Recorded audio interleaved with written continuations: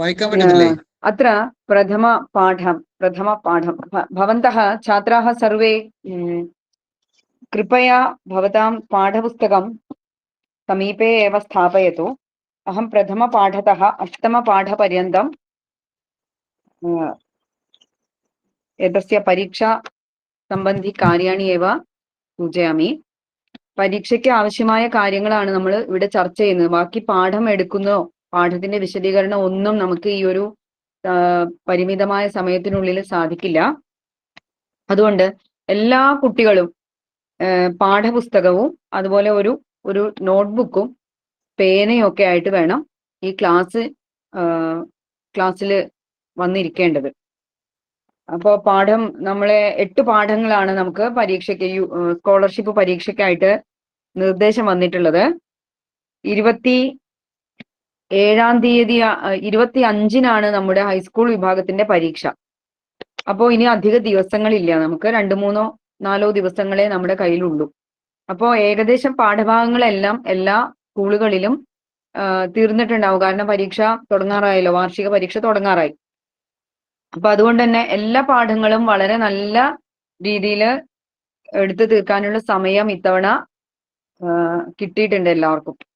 അപ്പൊ അതുകൊണ്ട് തന്നെ ഒന്നാമത്തെ പാഠം മുതൽ നമുക്ക് തുടങ്ങാം.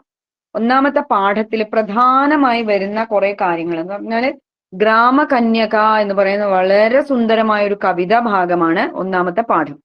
ആ കവിതയിൽ പ്രകൃതി ഭംഗിയെ വർണ്ണിക്കുന്ന ഒരുപാട് കാര്യങ്ങൾ പറയുന്നുണ്ട്. ആ കൂട്ടത്തിൽ ഓരോ വരിയിലും എന്നോണം ധാരാളം ക്രിയാപദങ്ങളും കവി സൂചിപ്പിച്ചു പോയിട്ടുണ്ട്. എന്നാൽ നമ്മൾ സാധാരണ നമ്മൾ വാക്യങ്ങൾ എഴുതാനായിട്ട് ഉപയോഗിച്ച ക്രിയാപദങ്ങളിൽ നിന്ന് അല്പം വ്യത്യാസമുള്ള ചില ക്രിയാപദങ്ങളായിട്ടാണ് ഈ കവിതയിലെ ക്രിയാപദങ്ങൾ ഉള്ളത്.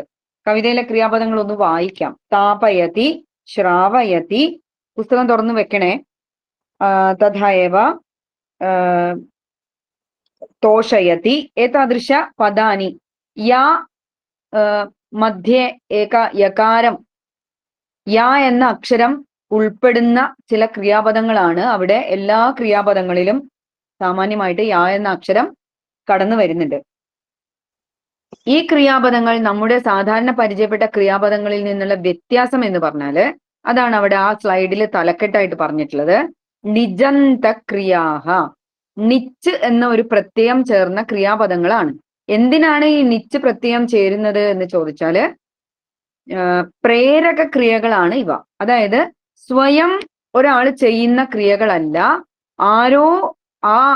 ആരാണോ ക്രിയ ചെയ്യുന്നത് അയാളെ കൊണ്ട് ചെയ്യിപ്പിക്കുന്നു എന്ന അർത്ഥത്തിലുള്ള ക്രിയാപദങ്ങളാണ്. മറ്റൊരാളുടെ പ്രേരണയോടെ ചെയ്യുന്ന കാര്യങ്ങളാണ് പ്രേരക ക്രിയകൾ എന്ന് പറയാം. അപ്പൊ ഉദാഹരണം നമ്മളിപ്പോ സാധാരണ പഠിച്ചിട്ടുള്ള ക്രിയാപദങ്ങളുടെ കൂടെ അതിന്റെ പ്രേരക ക്രിയകൾ ഒന്ന് പരിചയപ്പെടുത്തുന്നു.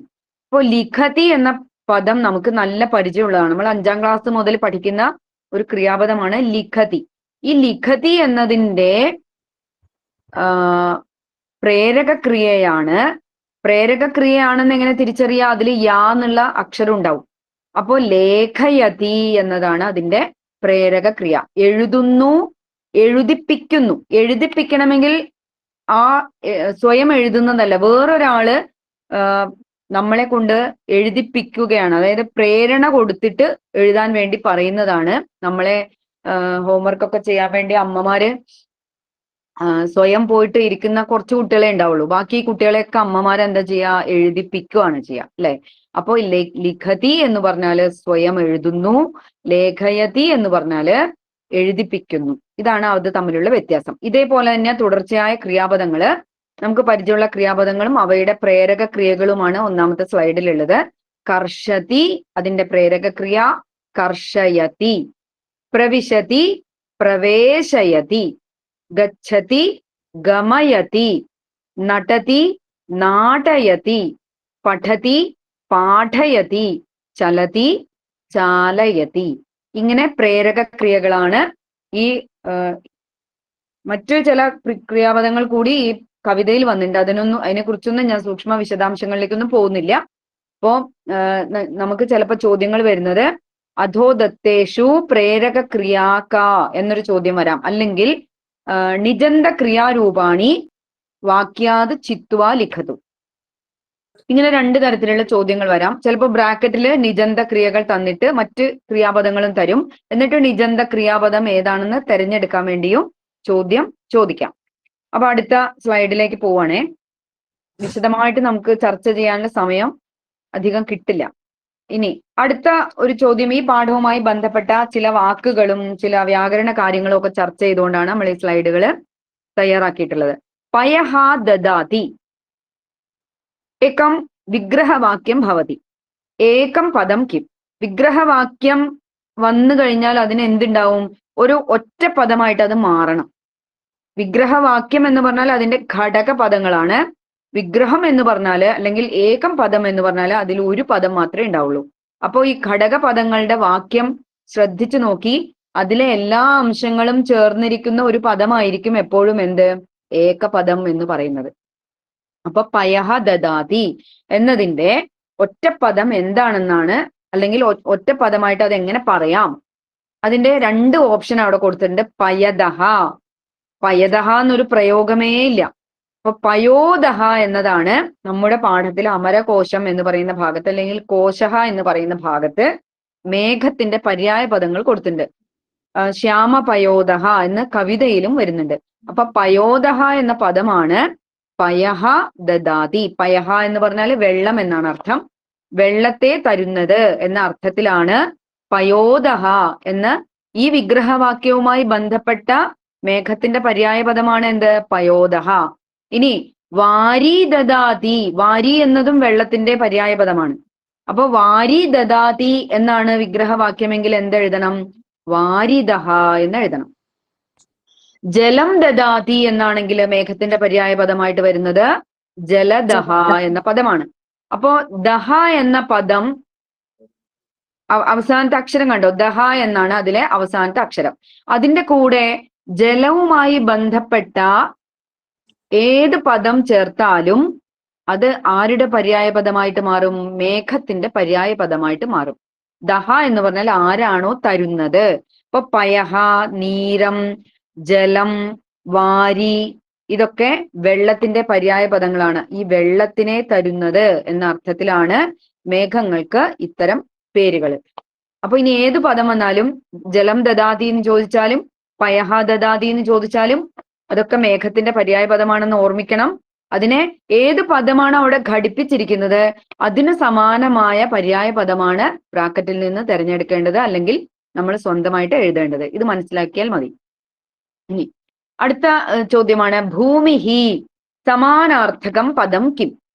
ചോദ്യവാക്കുകളൊന്നും അവിടെ ചേർത്തിട്ടില്ല, കാരണം സ്ലൈഡ് എനിക്ക് കൊണ്ടു നടന്ന് ചെയ്യാവുന്ന സ്ലൈഡ് ആയതുകൊണ്ടാണ്. ഇങ്ങനെ കുറച്ച് വലിപ്പം കുറവാണ്, അതിന് ക്യാൻവാസ് കുറവാണ്. അപ്പൊ അത്രേ ചെയ്യാൻ പറ്റുള്ളൂ. ഭൂമിഹി സമാനാർത്ഥകം പദം. ഭൂമി എന്നതിന്റെ സമാനാർത്ഥക പദം എന്താണ്? അപ്പോ ഓപ്ഷൻസ് തന്നിട്ടുണ്ട്. വസു, ഗഗനം, വാടിക, അവനിഹി. അപ്പൊ നമുക്ക് പാഠത്തിൽ അറിയാം അവനിം തോഷയതി എന്ന് അവിടെ പദപ്രയോഗമുണ്ട്, കവിതയിൽ തന്നെ പറയുന്നുണ്ട്. അപ്പൊ അതുകൊണ്ട് അവനി എന്ന് പറഞ്ഞതാണ് ഇവിടെ ഭൂമിയുടെ പര്യായ പദം എന്ന് നമുക്കറിയാം. അപ്പൊ ഭൂമി എന്നതിന്റെ സമാനമായ പദം ഇവിടെ അവനി എന്ന പദമാണ് എടുത്തെഴുതേണ്ടത്.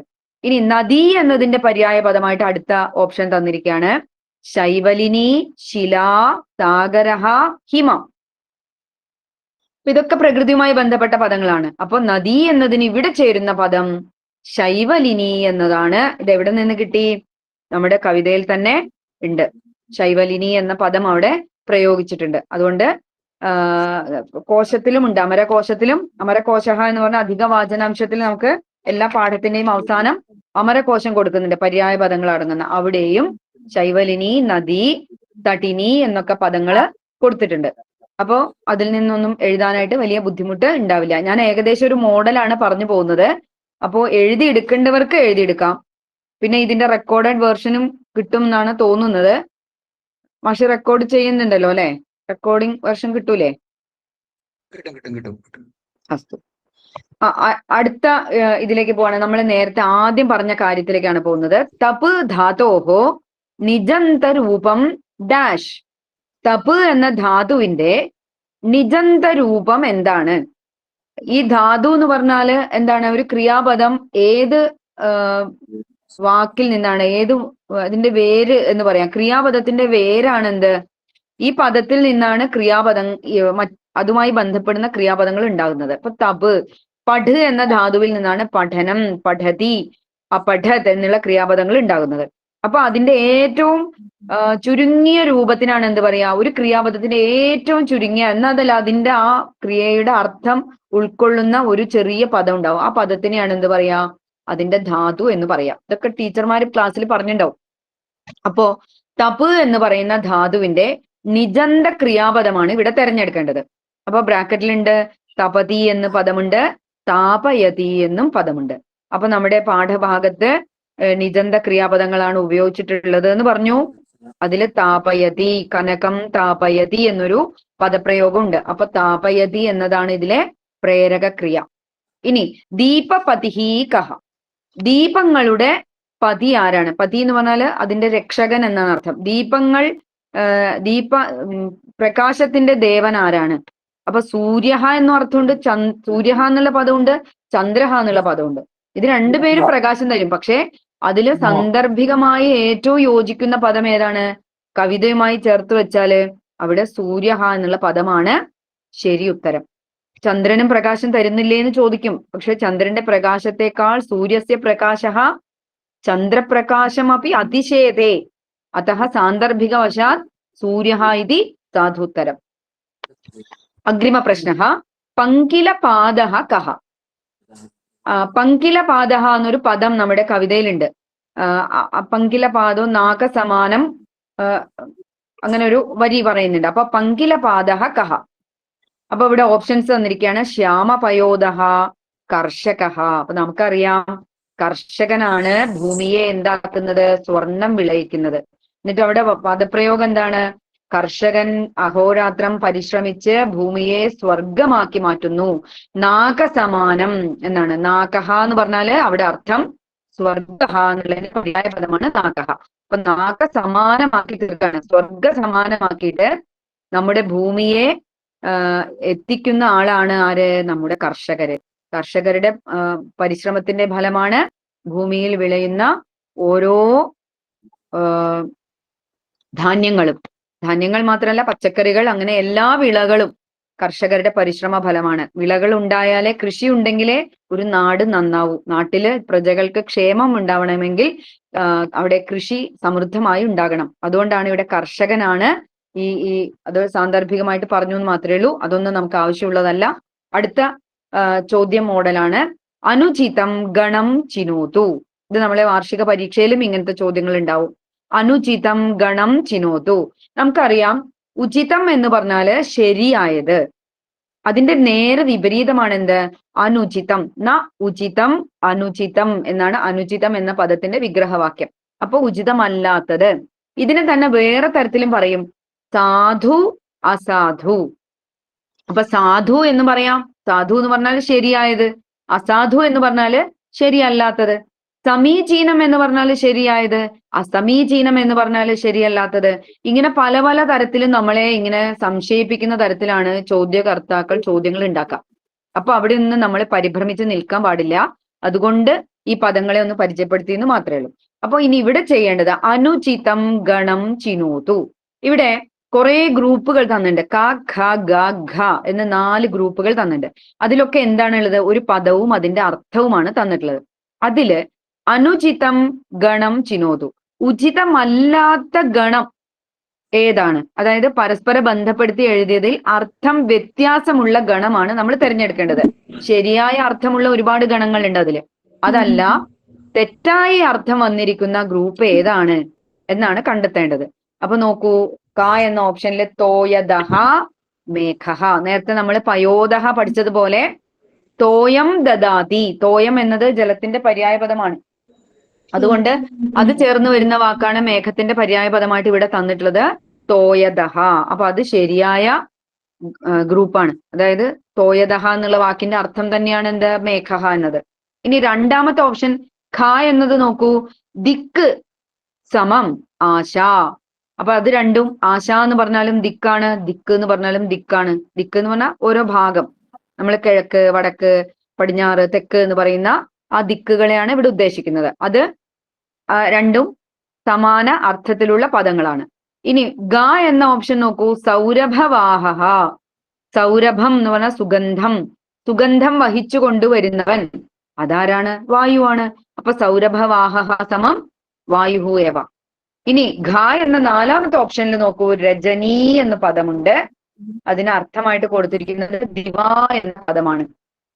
അപ്പോ രജനി എന്ന് പറഞ്ഞാല് രാത്രിയാണെന്ന് നമുക്കറിയാം, ദിവ എന്ന് പറഞ്ഞാല് പകലാണെന്ന് നമുക്കറിയാം. ഇത് നമ്മൾ 4ാം ക്ലാസ്സിലൊക്കെ ചില സുഭാഷിതങ്ങളിലൊക്കെ പഠിക്കും.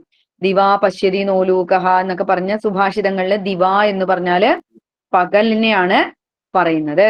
ആ അർത്ഥത്തിലാണ് ദിവാകരഹ എന്ന് സൂര്യന് പേര്. അതായത് പകലിനെ നിർമ്മിക്കുന്നവൻ, വെളിച്ചം തന്ന് പകലിനെ നിർമ്മിക്കുന്നവൻ എന്ന അർത്ഥത്തിലാണ് ദിവാകരഹ എന്ന് സൂര്യന് പര്യായപദം. അപ്പൊ ദിവ എന്നത് പകലിന്റെ പദമാണ്. അപ്പൊ ഇവിടെ രജനി എന്ന രാത്രിയും ദിവ എന്ന പകലും അതൊരിക്കലും ചേരില്ല. അതുകൊണ്ട് അവിടെ അനുചിതം ഗണം തെരഞ്ഞെടുക്കാൻ പറഞ്ഞാൽ തെരഞ്ഞെടുക്കേണ്ടത് ഘ എന്ന് പറയുന്ന ഓപ്ഷൻ ആണ്. കേൾക്കാലോ അല്ലേ ഞാൻ പറയണത്? ഓക്കെ, അടുത്തത് നോക്കൂ. അവിടെ ഈ ഓപ്ഷൻസ് ഇപ്പോ ക ഖ ഗ ഘ എന്ന് തന്നിട്ട് നമ്മളോട് തെരഞ്ഞെടുക്കാൻ വേണ്ടി വേറൊരു ഓപ്ഷൻ കൂടി ആ ചോദ്യത്തിൽ തന്നിട്ടുണ്ട്. ഇത് പരീക്ഷയ്ക്കും നമുക്ക് വാർഷിക പരീക്ഷയ്ക്കും ഇത്തരത്തിലുള്ള ചോദ്യങ്ങൾ ഉണ്ടാവും. അപ്പൊ കുട്ടികൾ സാധാരണ എന്താ ചെയ്യാ? ഇപ്പൊ രജനി സമം ദിവ എന്നുള്ളത് ഇങ്ങോട്ട് എടുത്തെഴുതും. അങ്ങനെ എടുത്തെഴുതുകയേ വേണ്ട. ഇവിടെ നിങ്ങളെ എളുപ്പത്തിലാക്കാൻ വേണ്ടി ഇവിടെ ഓപ്ഷൻസ് തന്നെ തന്നിരിക്കുകയാണ്. അപ്പൊ ഒന്നാമത്തെ ഓപ്ഷൻ എന്താണ്? യും ഖായും ആണ് ഇതിന്റെ ഉത്തരം, അല്ലെങ്കിൽ ഗായും ഘായുമാണ് ഉത്തരം. മൂന്നാമത്തെ കേവലം ഘ എന്ന് പറയുന്നതാണ് ഇവിടെ ഉത്തരം, അല്ലെങ്കിൽ കേവലം കായാണ് ഇതിന്റെ ഉത്തരം. അപ്പൊ ഇതിൽ ഏതാണ് ഉത്തരം? മൂന്നാമത്തെ ഓപ്ഷനാണ് ഇതില് ശരി ഉത്തരം വരേണ്ടത്. അതായത് എന്താ? കേവലം ഘ എന്ന് പറയുന്ന ഓപ്ഷൻ മാത്രമാണ് ഇവിടെ ശരിയായിട്ടുള്ളത്. ഈ ചോദ്യത്തിന്റെ ഉത്തരമായിട്ട് വരുന്നത് ഘ മാത്രമാണ് എന്നാണ് നമ്മൾ എഴുതിയത്. ഇനി അടുത്ത ചോദ്യം നോക്കൂ. അധോ ദത്തേഷു ആകാരാന്ത സ്ത്രീലിംഗ പദം കിം. നമുക്കറിയാം, നമ്മൾ ശബ്ദരൂപങ്ങളൊന്നും പഠിക്കുന്നില്ലെങ്കിൽ പോലും നമ്മൾ പാഠഭാഗങ്ങളുമായി ബന്ധപ്പെട്ട ചില പദങ്ങളൊക്കെ പരിചയപ്പെട്ടിട്ടുണ്ടാവും. അപ്പോ ഏകവചനം, ദ്വിവചനം, ബഹുവചനം ഒക്കെ പഠിക്കുന്ന സമയത്ത് പുല്ലിംഗ ശബ്ദങ്ങൾ, സ്ത്രീലിംഗ ശബ്ദങ്ങൾ, നപുംസകലിംഗ ശബ്ദങ്ങളൊക്കെ പഠിച്ചു പോയിട്ടുണ്ടാവും.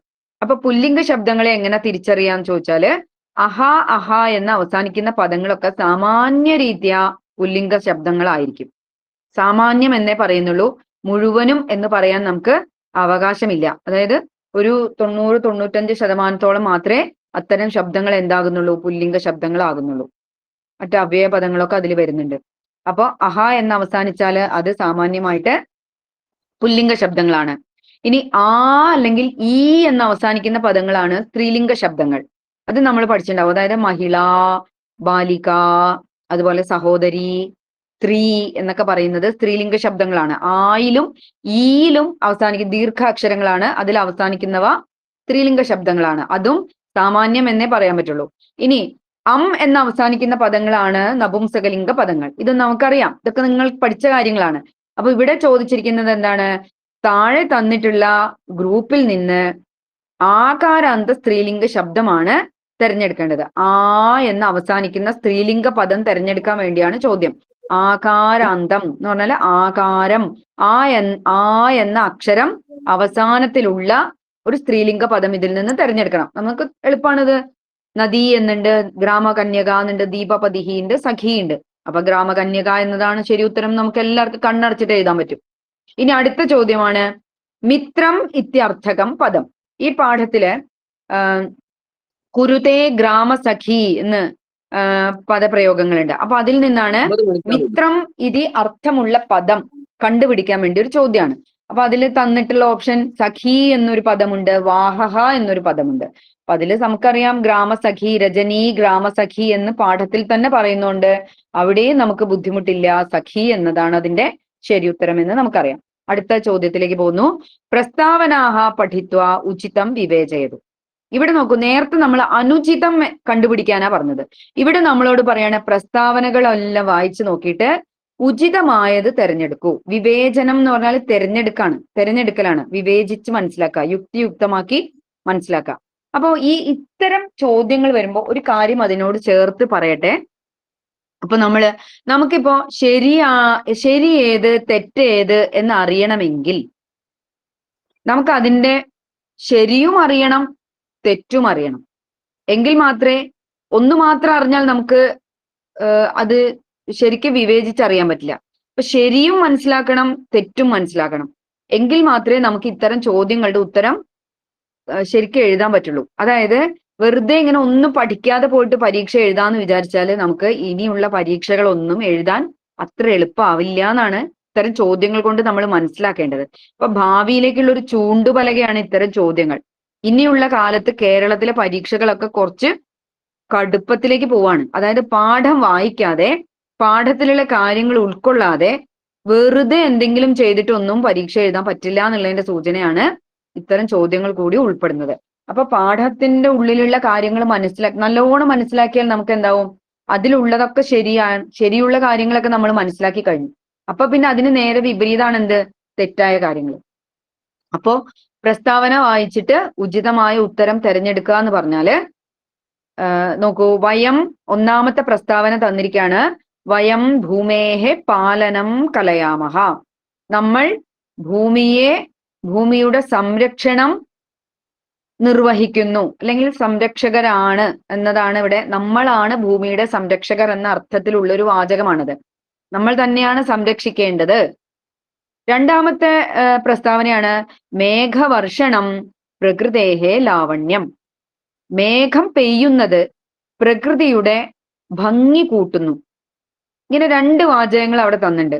അപ്പോ ഇത് എവിടെയുള്ളതാണ്? പിന്നെ പാഠത്തിന്റെ ആമുഖത്തിൽ വരുന്ന ഒരു വാചകമാണ്. മേഘവർഷണം, ഋതുക്കള്, അതുപോലെ മന്ദമാരുതൻ, ഇതൊക്കെ പ്രകൃതിയുടെ സൗന്ദര്യം കൂട്ടുന്ന വസ്തുക്കളാണ്, സൗന്ദര്യം കൂട്ടുന്ന ഘടകങ്ങളാണ് എന്ന് പറയുന്നുണ്ട്.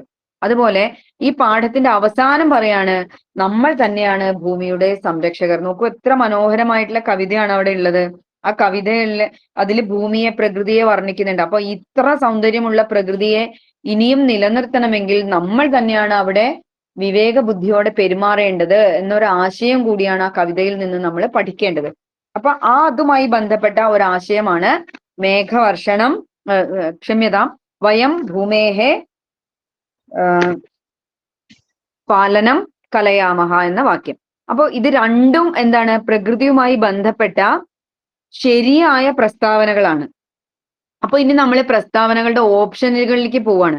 നോക്കൂ, ഒന്നാമത്തെ എന്ന് പറയുന്ന ഓപ്ഷൻ ആണ് ഉഭയം അസാധു. ഉഭയം എന്ന് പറഞ്ഞാൽ രണ്ട് പ്രസ്താവനകളും, രണ്ട് കാര്യങ്ങൾ, രണ്ട് പ്രസ്താവനകളാണ് ഇവിടെ തന്നിട്ടുള്ളത്. അപ്പൊ രണ്ട് പ്രസ്താവനകളും എന്ന അർത്ഥത്തിലാണ് എന്ത് പറയുന്നത്? ഉഭയം എന്ന പദം ഇവിടെ ചേർത്തിട്ടുള്ളത്. അപ്പൊ ഉഭയം എന്ന് പറഞ്ഞാൽ രണ്ട് പ്രസ്താവനകളും എന്ന് മനസ്സിലാക്കണം. ഉഭയം അസാധു, രണ്ട് പ്രസ്താവനകളും ഇവിടെ ശരിയല്ല എന്നാണ് ഒന്നാമത്തെ സൂചന, ഒന്നാമത്തെ ഓപ്ഷൻ. രണ്ടാമത്തെ നോക്കൂ, ഒന്ന് സാധു, രണ്ട് അസാധു. ഒന്നാമത്തെ പ്രസ്താവന ശരിയും രണ്ടാമത്തേത് തെറ്റുമാണ്. അതും അല്ല എന്ന് നമുക്കറിയാം. ഇനി മൂന്നാമത്തെ നോക്കൂ, ഒന്നാമത്തെ അസാധുവാണ്, രണ്ടാമത്തെ സാധുവാണ്, അതും ശരിയല്ല. അപ്പൊ നാലാമത്തെ ഓപ്ഷൻ നോക്കൂ, ഉഭയം സാധു. രണ്ട് പ്രസ്താവനകളും ഇവിടെ പാഠവുമായി ബന്ധപ്പെടുത്തിയാൽ ചേരുന്നതാണ്, അല്ലെങ്കിൽ എപ്പോഴും ശരിയായ പ്രസ്താവനകളാണ് ഈ രണ്ട് പ്രസ്താവനകളും. അതുകൊണ്ട് ഉഭയം സാധു എന്നതാണ് ഇവിടെ ഉത്തരം. അടുത്ത ചോദ്യമാണ് ഇങ്ങനത്തെ, ഇതിപ്പോ ഒന്നാമത്തെ പാഠത്തിൽ ഞാൻ വിശദമായിട്ട് തന്നിട്ട് അടുത്ത പാഠങ്ങളെല്ലാം ഇങ്ങനെ സൂചനകൾ തന്നിട്ട് പോവുകയുള്ളൂ കേട്ടോ.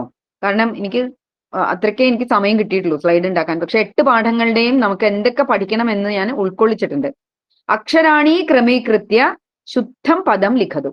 അപ്പൊ ഇവിടെ കുറെ നമ്മളെ പാഠവുമായി ബന്ധപ്പെടുത്തിയിട്ട് കുറെ പദങ്ങള്, ആ പദങ്ങളിലെ നമ്മൾ പഠിച്ച പദങ്ങളാണ്. ആ പദങ്ങളിലെ അക്ഷരങ്ങളെ എല്ലാം ഇങ്ങനെ മാറ്റി മാറ്റി ഇട്ടിട്ട് നമ്മളോട് ആ പദം ഉണ്ടാക്കാൻ പറയാണ്. നമ്മൾ പരിചയപ്പെട്ട പദങ്ങളാണ് ഇതിൽ നിന്ന് ഉണ്ടാക്കേണ്ടത്.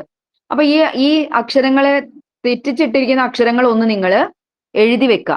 എന്നിട്ട് നിങ്ങൾ സമയം പോലെ ചെയ്തു നോക്കിയാൽ മതി. ഇപ്പൊ ഞാൻ പറഞ്ഞുതരാം. ഇതുപോലത്തെ ധാരാളം ചോദ്യങ്ങള് സ്കോളർഷിപ്പ് പരീക്ഷയ്ക്ക് എപ്പോഴും ചോദിക്കാറുണ്ട്. ഇങ്ങനത്തെ പദങ്ങൾ എല്ലാ പാഠത്തിൽ നിന്നും പഠിക്കുകയും വേണം. എല്ലാ പാഠങ്ങളിലെയും ഇത്തരം കുറച്ച് കട്ടിയായ പദങ്ങളൊക്കെ ഒന്ന് നല്ലപോലെ വായിച്ച് മനസ്സിലാക്കി വെക്കുക. അക്ഷരം കണ്ടാൽ നമ്മൾ ഇതിലേക്ക് എത്തും എന്ന രീതിയിൽ ആ പദങ്ങളൊക്കെ നമ്മൾ പരിചയപ്പെട്ട് വെക്കാം. അപ്പോൾ അക്ഷരങ്ങളൊക്കെ തിരിച്ചറിഞ്ഞ് ഈ പദത്തിലേക്ക് നമുക്ക് എളുപ്പം കടക്കാൻ വേണ്ടി പറ്റും. പാഠം വായിക്കലാണ് അതിനുള്ള ഏറ്റവും വലിയ പോംവഴി. പാഠം വായിക്കാതെ നമുക്ക് ഒന്നും ഇത്തരത്തിലുള്ള ചോദ്യങ്ങൾക്കൊന്നും ഉത്തരം എഴുതാൻ അത്രയ്ക്ക് പറ്റില്ല. പിന്നെ കോപ്പിയുടെയാണ്. കോപ്പിയുടെ ഒന്നും സ്കോളർഷിപ്പിൽ അനുവദനീയമേ അല്ല.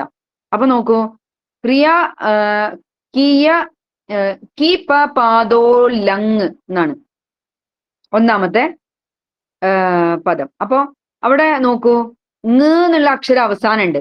അപ്പൊ പങ്കില പാദോ എന്നാണ്. അവിടെ കവിതയിലെ വരി തന്നെയാണ്, പങ്കില പാദഹ എന്നാണ് കേട്ടോ ശരിക്കും പദം. പക്ഷെ അവിടെ കവിതയിലെ വരി തന്നെ എടുത്തിട്ടാണ് ഇങ്ങനെ മാറ്റിയത്.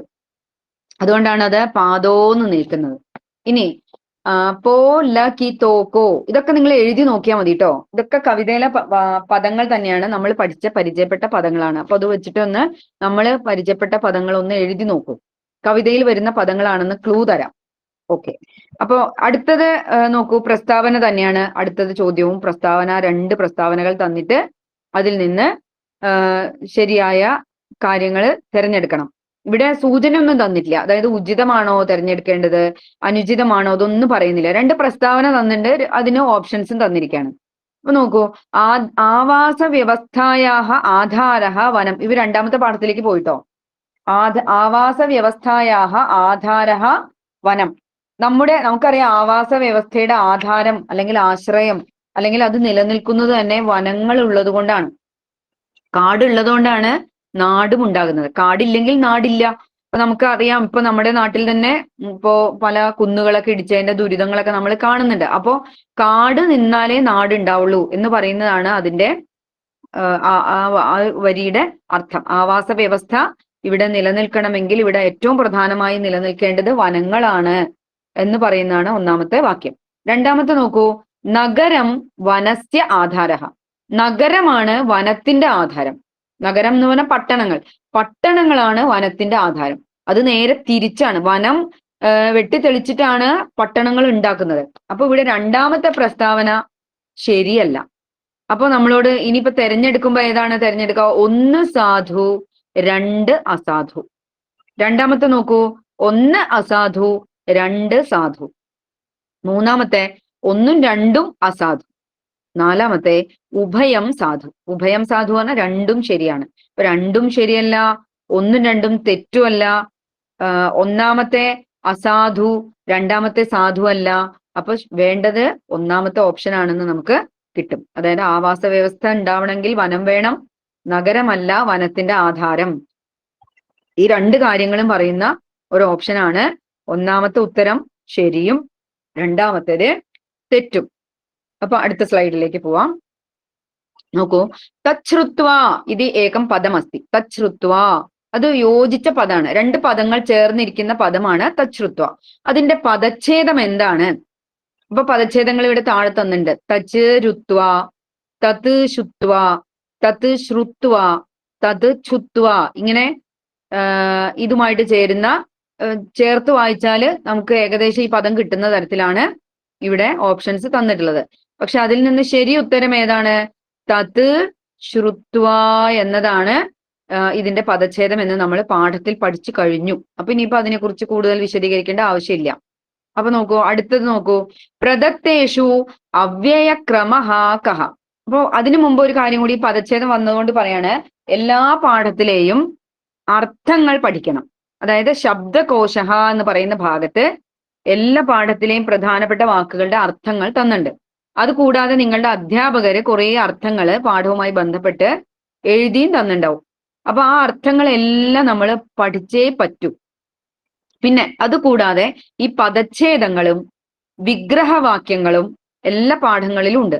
അതും നിങ്ങൾ കാണാതെ പഠിച്ചേ പറ്റൂ. കാണാതെ പഠിക്കുക എന്ന് വെച്ചാല് ബൈഹാർട്ട് ചെയ്തില്ലെങ്കിലും ഇത് കണ്ടാൽ ഇന്നതാണ് ഇതിന്റെ ഉത്തരം എന്ന് നമുക്ക് തിരിച്ചറിയുന്ന തരത്തിലെങ്കിലും ആക്കി വെക്കാം മനസ്സിൽ. പിന്നെ അതുപോലെ തന്നെ പഠിക്കേണ്ട ഒരു ഭാഗമാണ് അമരകോശഃ എന്ന് പറയുന്ന ഭാഗം. അമരകോശഃ എന്ന് പറയുന്ന ഭാഗം കോശഃ എന്നേ ചിലപ്പോൾ ഉണ്ടാവുള്ളൂ. അപ്പൊ അത് പറയുന്നത് അവിടെ പര്യായ പദങ്ങളാണ്. ഒരു വാക്ക് അതിന്റെ പര്യായ പദങ്ങളാണ്. അത് പറയുന്ന ഗ്രന്ഥമാണ് അമരകോശഃ. ഈ അമരകോശം എഴുതിയത് അമരസിംഹൻ എന്ന് പറയുന്ന ആളാണ്. അതിന്റെ തന്നെ വേറൊരു പേരാണ് നാമലിംഗാനുശാസനം. അതൊന്നും ഇവിടെ പ്രസക്തമല്ല, പക്ഷെ ചിലപ്പോൾ ജനറൽ നോളജ് ആയിട്ടൊക്കെ ചിലപ്പോൾ ഗ്രന്ഥത്തിന്റെ പേര്, അത് എഴുതിയ ആളുടെ പേരൊക്കെ ചോദിക്കാം. അപ്പൊ അമരകോശം, അമരസിംഹൻ എന്ന് ഓർമ്മിക്കാം. അമരം അമരം എന്ന് ഓർമ്മിച്ചാൽ നമുക്ക് അത് എഴുതാൻ വേണ്ടി പറ്റും. ഇനി അതിന്റെ വേറൊരു പേരാണ്, എന്താണ് ഈ അമരകോശം എന്ന് പറഞ്ഞാല്, ഞാൻ നേരത്തെ പറഞ്ഞു, ഒരു പദത്തിന്റെ, ഒരു ശബ്ദത്തിന്റെ അന്ത ലിംഗങ്ങളെല്ലാം മനസ്സിലാക്കി തരുന്ന, അതായത് അത് പുല്ലിംഗമാണോ അത് സ്ത്രീലിംഗമാണോ അതിന്റെ അർത്ഥം എന്താണ് എന്നൊക്കെ നമ്മളെ പഠിപ്പിച്ചു തരുന്ന ഒരു ഡിക്ഷണറി പോലെയുള്ള ഒരു ഗ്രന്ഥമാണ് അമരകോശ എന്ന് പറയുന്ന അതിപ്രാചീനമായ ഗ്രന്ഥമാണ്. അത് ഇന്നും അതിന്റെ പ്രസക്തി ഒട്ടും മങ്ങിപ്പോയിട്ടില്ല. അപ്പോ അങ്ങനെയുള്ള കാര്യങ്ങൾ എല്ലാ പാഠത്തിലും വന്നിട്ടുണ്ട്, അതെല്ലാം പഠിക്കാം. പിന്നെ പാഠത്തിന്റെ പുറകിലെ ചില ശബ്ദരൂപങ്ങളും ക്രിയാരൂപങ്ങളും ഒക്കെ ഉണ്ട്. അതൊക്കെ ഒന്ന് ഓടിച്ചു വായിച്ചു പോവാം. ചിലപ്പോൾ അതിൽ നിന്നൊക്കെ ചെറിയ ചെറിയ ചോദ്യങ്ങളൊക്കെ ചോദിക്കാം. അതിന്റെ ഏതെങ്കിലും വിഭക്തിയോ അല്ലെങ്കിൽ അങ്ങനെയുള്ള കാര്യങ്ങളൊക്കെ ചിലപ്പോൾ പരീക്ഷയ്ക്ക്, സ്കോളർഷിപ്പാണ് ഇത്, സാധാരണ പരീക്ഷയല്ലല്ലോ. അതുകൊണ്ട് ഇത്തിരി ബുദ്ധിയുള്ള ആൾക്കാരാണ് ഈ പരീക്ഷ എഴുതാം. അതായത് എല്ലാ കുറെ കുട്ടികൾ പരീക്ഷ എഴുതിയിട്ട് നമുക്ക് ഈ 2 പേർക്കാണ് ഒരു സ്കൂളിൽ നിന്ന് ഈ 8ാം ക്ലാസ്സിൽ സെലക്ഷൻ കിട്ടിയിട്ടുള്ളത്. അപ്പോ ഇത്തിരി അധികം കഴിവുണ്ട് എഴുതാനും മനസ്സിലാക്കാനും എന്ന അർത്ഥത്തിലാണ് ആ മാർക്ക് നമുക്ക് കിട്ടിയിട്ടുണ്ടാവുക. അതുകൊണ്ട് വളരെ ഗൗരവമുള്ള കാര്യമാണ്. കാരണം നിങ്ങൾ ഒരു സ്കൂളിനെ പ്രതിനിധീകരിച്ചിട്ടാണ് ഈ സ്കോളർഷിപ്പ് പരീക്ഷ എഴുതുന്നത്. അതുകൊണ്ട് ഒരു കാരണവശാലും ഒരു മാർക്ക് പോലും ചോർന്നു പോകരുത്. കാരണം നിങ്ങളെ ആശ്രയിച്ചിട്ടാണ് ആ സ്കൂളിന്റെ പേര് വരാനിരിക്കുന്നത്. അപ്പോ കണ്ണൂർ ജില്ലയിലെ മുഴുവൻ കുട്ടികളും ഈ സ്കോളർഷിപ്പ് പരീക്ഷയിലെ 8ാം ക്ലാസ്സില് വിജയികളാവണം. അതിനു വേണ്ടിയിട്ടാണ് നമ്മൾ ഇത്തരം ക്ലാസ്സുകളൊക്കെ തരുന്നത്. അപ്പൊ അത് ഒരു ഗൗരവവും കുറഞ്ഞു കാണാൻ പാടില്ല. സ്കോളർഷിപ്പ് പരീക്ഷ എന്ന് പറഞ്ഞാൽ സാധാരണ പരീക്ഷ പോലെ അല്ല എന്ന് തന്നെ വളരെ ഗൗരവത്തിൽ കാണേണ്ട ഒരു പരീക്ഷയാണ്. എന്നാൽ ഈ പരീക്ഷ പഠിച്ചാൽ നമുക്ക് എന്താ ഗുണം എന്ന് ചോദിച്ചാല്, നമുക്ക് നല്ല ഒരു എന്താണ് അറിവ് നമ്മുടെ ഉള്ളിൽ നിറയാണ് ഈ ഒരു കാര്യം കൊണ്ട് തന്നെ. അപ്പൊ ഇനി അടുത്ത ക്ലാസ്സുകളിലൊക്കെ എത്തുമ്പോൾ നമുക്ക് കൂടുതൽ കാര്യങ്ങൾ പെട്ടെന്ന് മനസ്സിലാക്കാനും ഒക്കെ ഉള്ള ഒരു കഴിവും ഈ സ്കോളർഷിപ്പ് പരീക്ഷ എഴുതുന്നതിലൂടെ കിട്ടും. പിന്നെ ആത്യന്തികമായി ജീവിതത്തിൽ ഒരുപാട് അറിവ് നേടാമെന്നതാണ് ഏറ്റവും വലിയ ഗുണം. അതിലപ്പുറത്തേക്ക് വേറൊരു കാര്യവും മഹത്തല്ല. അപ്പോ ഈ ഇതിലെ ചോദ്യത്തിലേക്ക് പോവാം. താഴെ തന്നിട്ടുള്ളതിൽ അവ്യയക്രമം ഏതാണ്? അതായത് അവ്യയങ്ങൾ നമ്മൾ പഠിച്ചിട്ടുണ്ട്. ചില ക്രിയാപദങ്ങളുമായിട്ട് ചേർന്ന് വരുന്ന ചില അവ്യയങ്ങൾ നമ്മൾ പഠിച്ചിട്ടുണ്ട്. ത്വാന്തം, ല്യബന്ധം, തുമുന്നന്തം. ഈ 3 അവ്യയങ്ങളെ നമ്മൾ എപ്പോഴും 5ാം ക്ലാസ് മുതൽ ടീച്ചർമാര് പഠിപ്പിക്കുന്നുണ്ട്. ചില കഥകളൊക്കെ വരുന്ന സമയത്ത് അവിടെ എന്തുണ്ടാവും? ത്വാന്തം, ല്യബന്ധം, തുമുന്നന്തം തുടങ്ങിയ പദങ്ങൾ നമ്മൾ പരിചയപ്പെട്ട് കഴിഞ്ഞു. അപ്പോ ഇതിൽ തന്നിട്ടുള്ളതിൽ ഏതാണ്? ഇവിടെ 4 അവ്യയങ്ങൾ തന്നിരിക്കുകയാണ്. അപഹൃത്യ, ഗൃഹീത്വാ, സ്ഥാപയിതും, ദൃഷ്ട്വാ എന്നിങ്ങനെ 4 പദങ്ങൾ തന്നിട്ടുണ്ട്. അപ്പൊ നമുക്കറിയാം എങ്ങനെയാണ് ഈ ത്വാന്തം, ല്യബന്ധം, തുമുന്നന്തം ഒക്കെ തെരഞ്ഞെടുക്കേണ്ടതെന്ന്. അതിനൊരു എളുപ്പ വഴി ടീച്ചർമാര് പറഞ്ഞു തന്നിട്ടുണ്ടാവും. അപ്പോ സാധാരണയായിട്ട് യാ അല്ലെങ്കിൽ ഒരു കൂട്ടക്ഷരത്തിന്റെ കൂടെയുള്ള യാ ഇതൊക്കെ വരുന്നതാണ് ല്യബന്ധം. അതായത് ല്യ എന്ന് പറയുന്നതിൽ യാ ഉണ്ട്. ല്യപ്പ് എന്നാണ് ആ അവ്യയം ഉണ്ടാക്കുന്ന പ്രത്യയത്തിന്റെ പേര് ല്യപ്പ്. ല്യപ്പ് അന്തത്തിലുള്ളതാണ് ല്യബന്ധം. അപ്പൊ അതിന്റെ കൂടെ തന്നെ എന്തുണ്ട്? ഒരു യാ ഉണ്ട്. അപ്പൊ യായിൽ അവസാനിക്കുന്ന പദങ്ങളായിരിക്കും എന്താവുക? ല്യബന്ധം അവ്യയമാവുക. എന്നാൽ എല്ലാ യായിൽ അവസാനിക്കുന്ന പദങ്ങളും ല്യബന്ധം അവ്യയമാണോ? അതല്ല. അപ്പൊ അതെങ്ങനെ മനസ്സിലാക്കും? അപ്പൊ നമ്മളെ കോമൺ സെൻസ് ഉപയോഗിക്കേണ്ട എന്താ വെച്ചാല്, ക്രിയാപദവുമായിട്ടാണ് ഈ ല്യബന്ധങ്ങൾ ചേരുക. ഈ ല്യപ്പ് പ്രത്യയങ്ങൾ എവിടെയാ ചേരുക? ക്രിയാപദങ്ങളുടെ കൂടെ ചേരുള്ളൂ.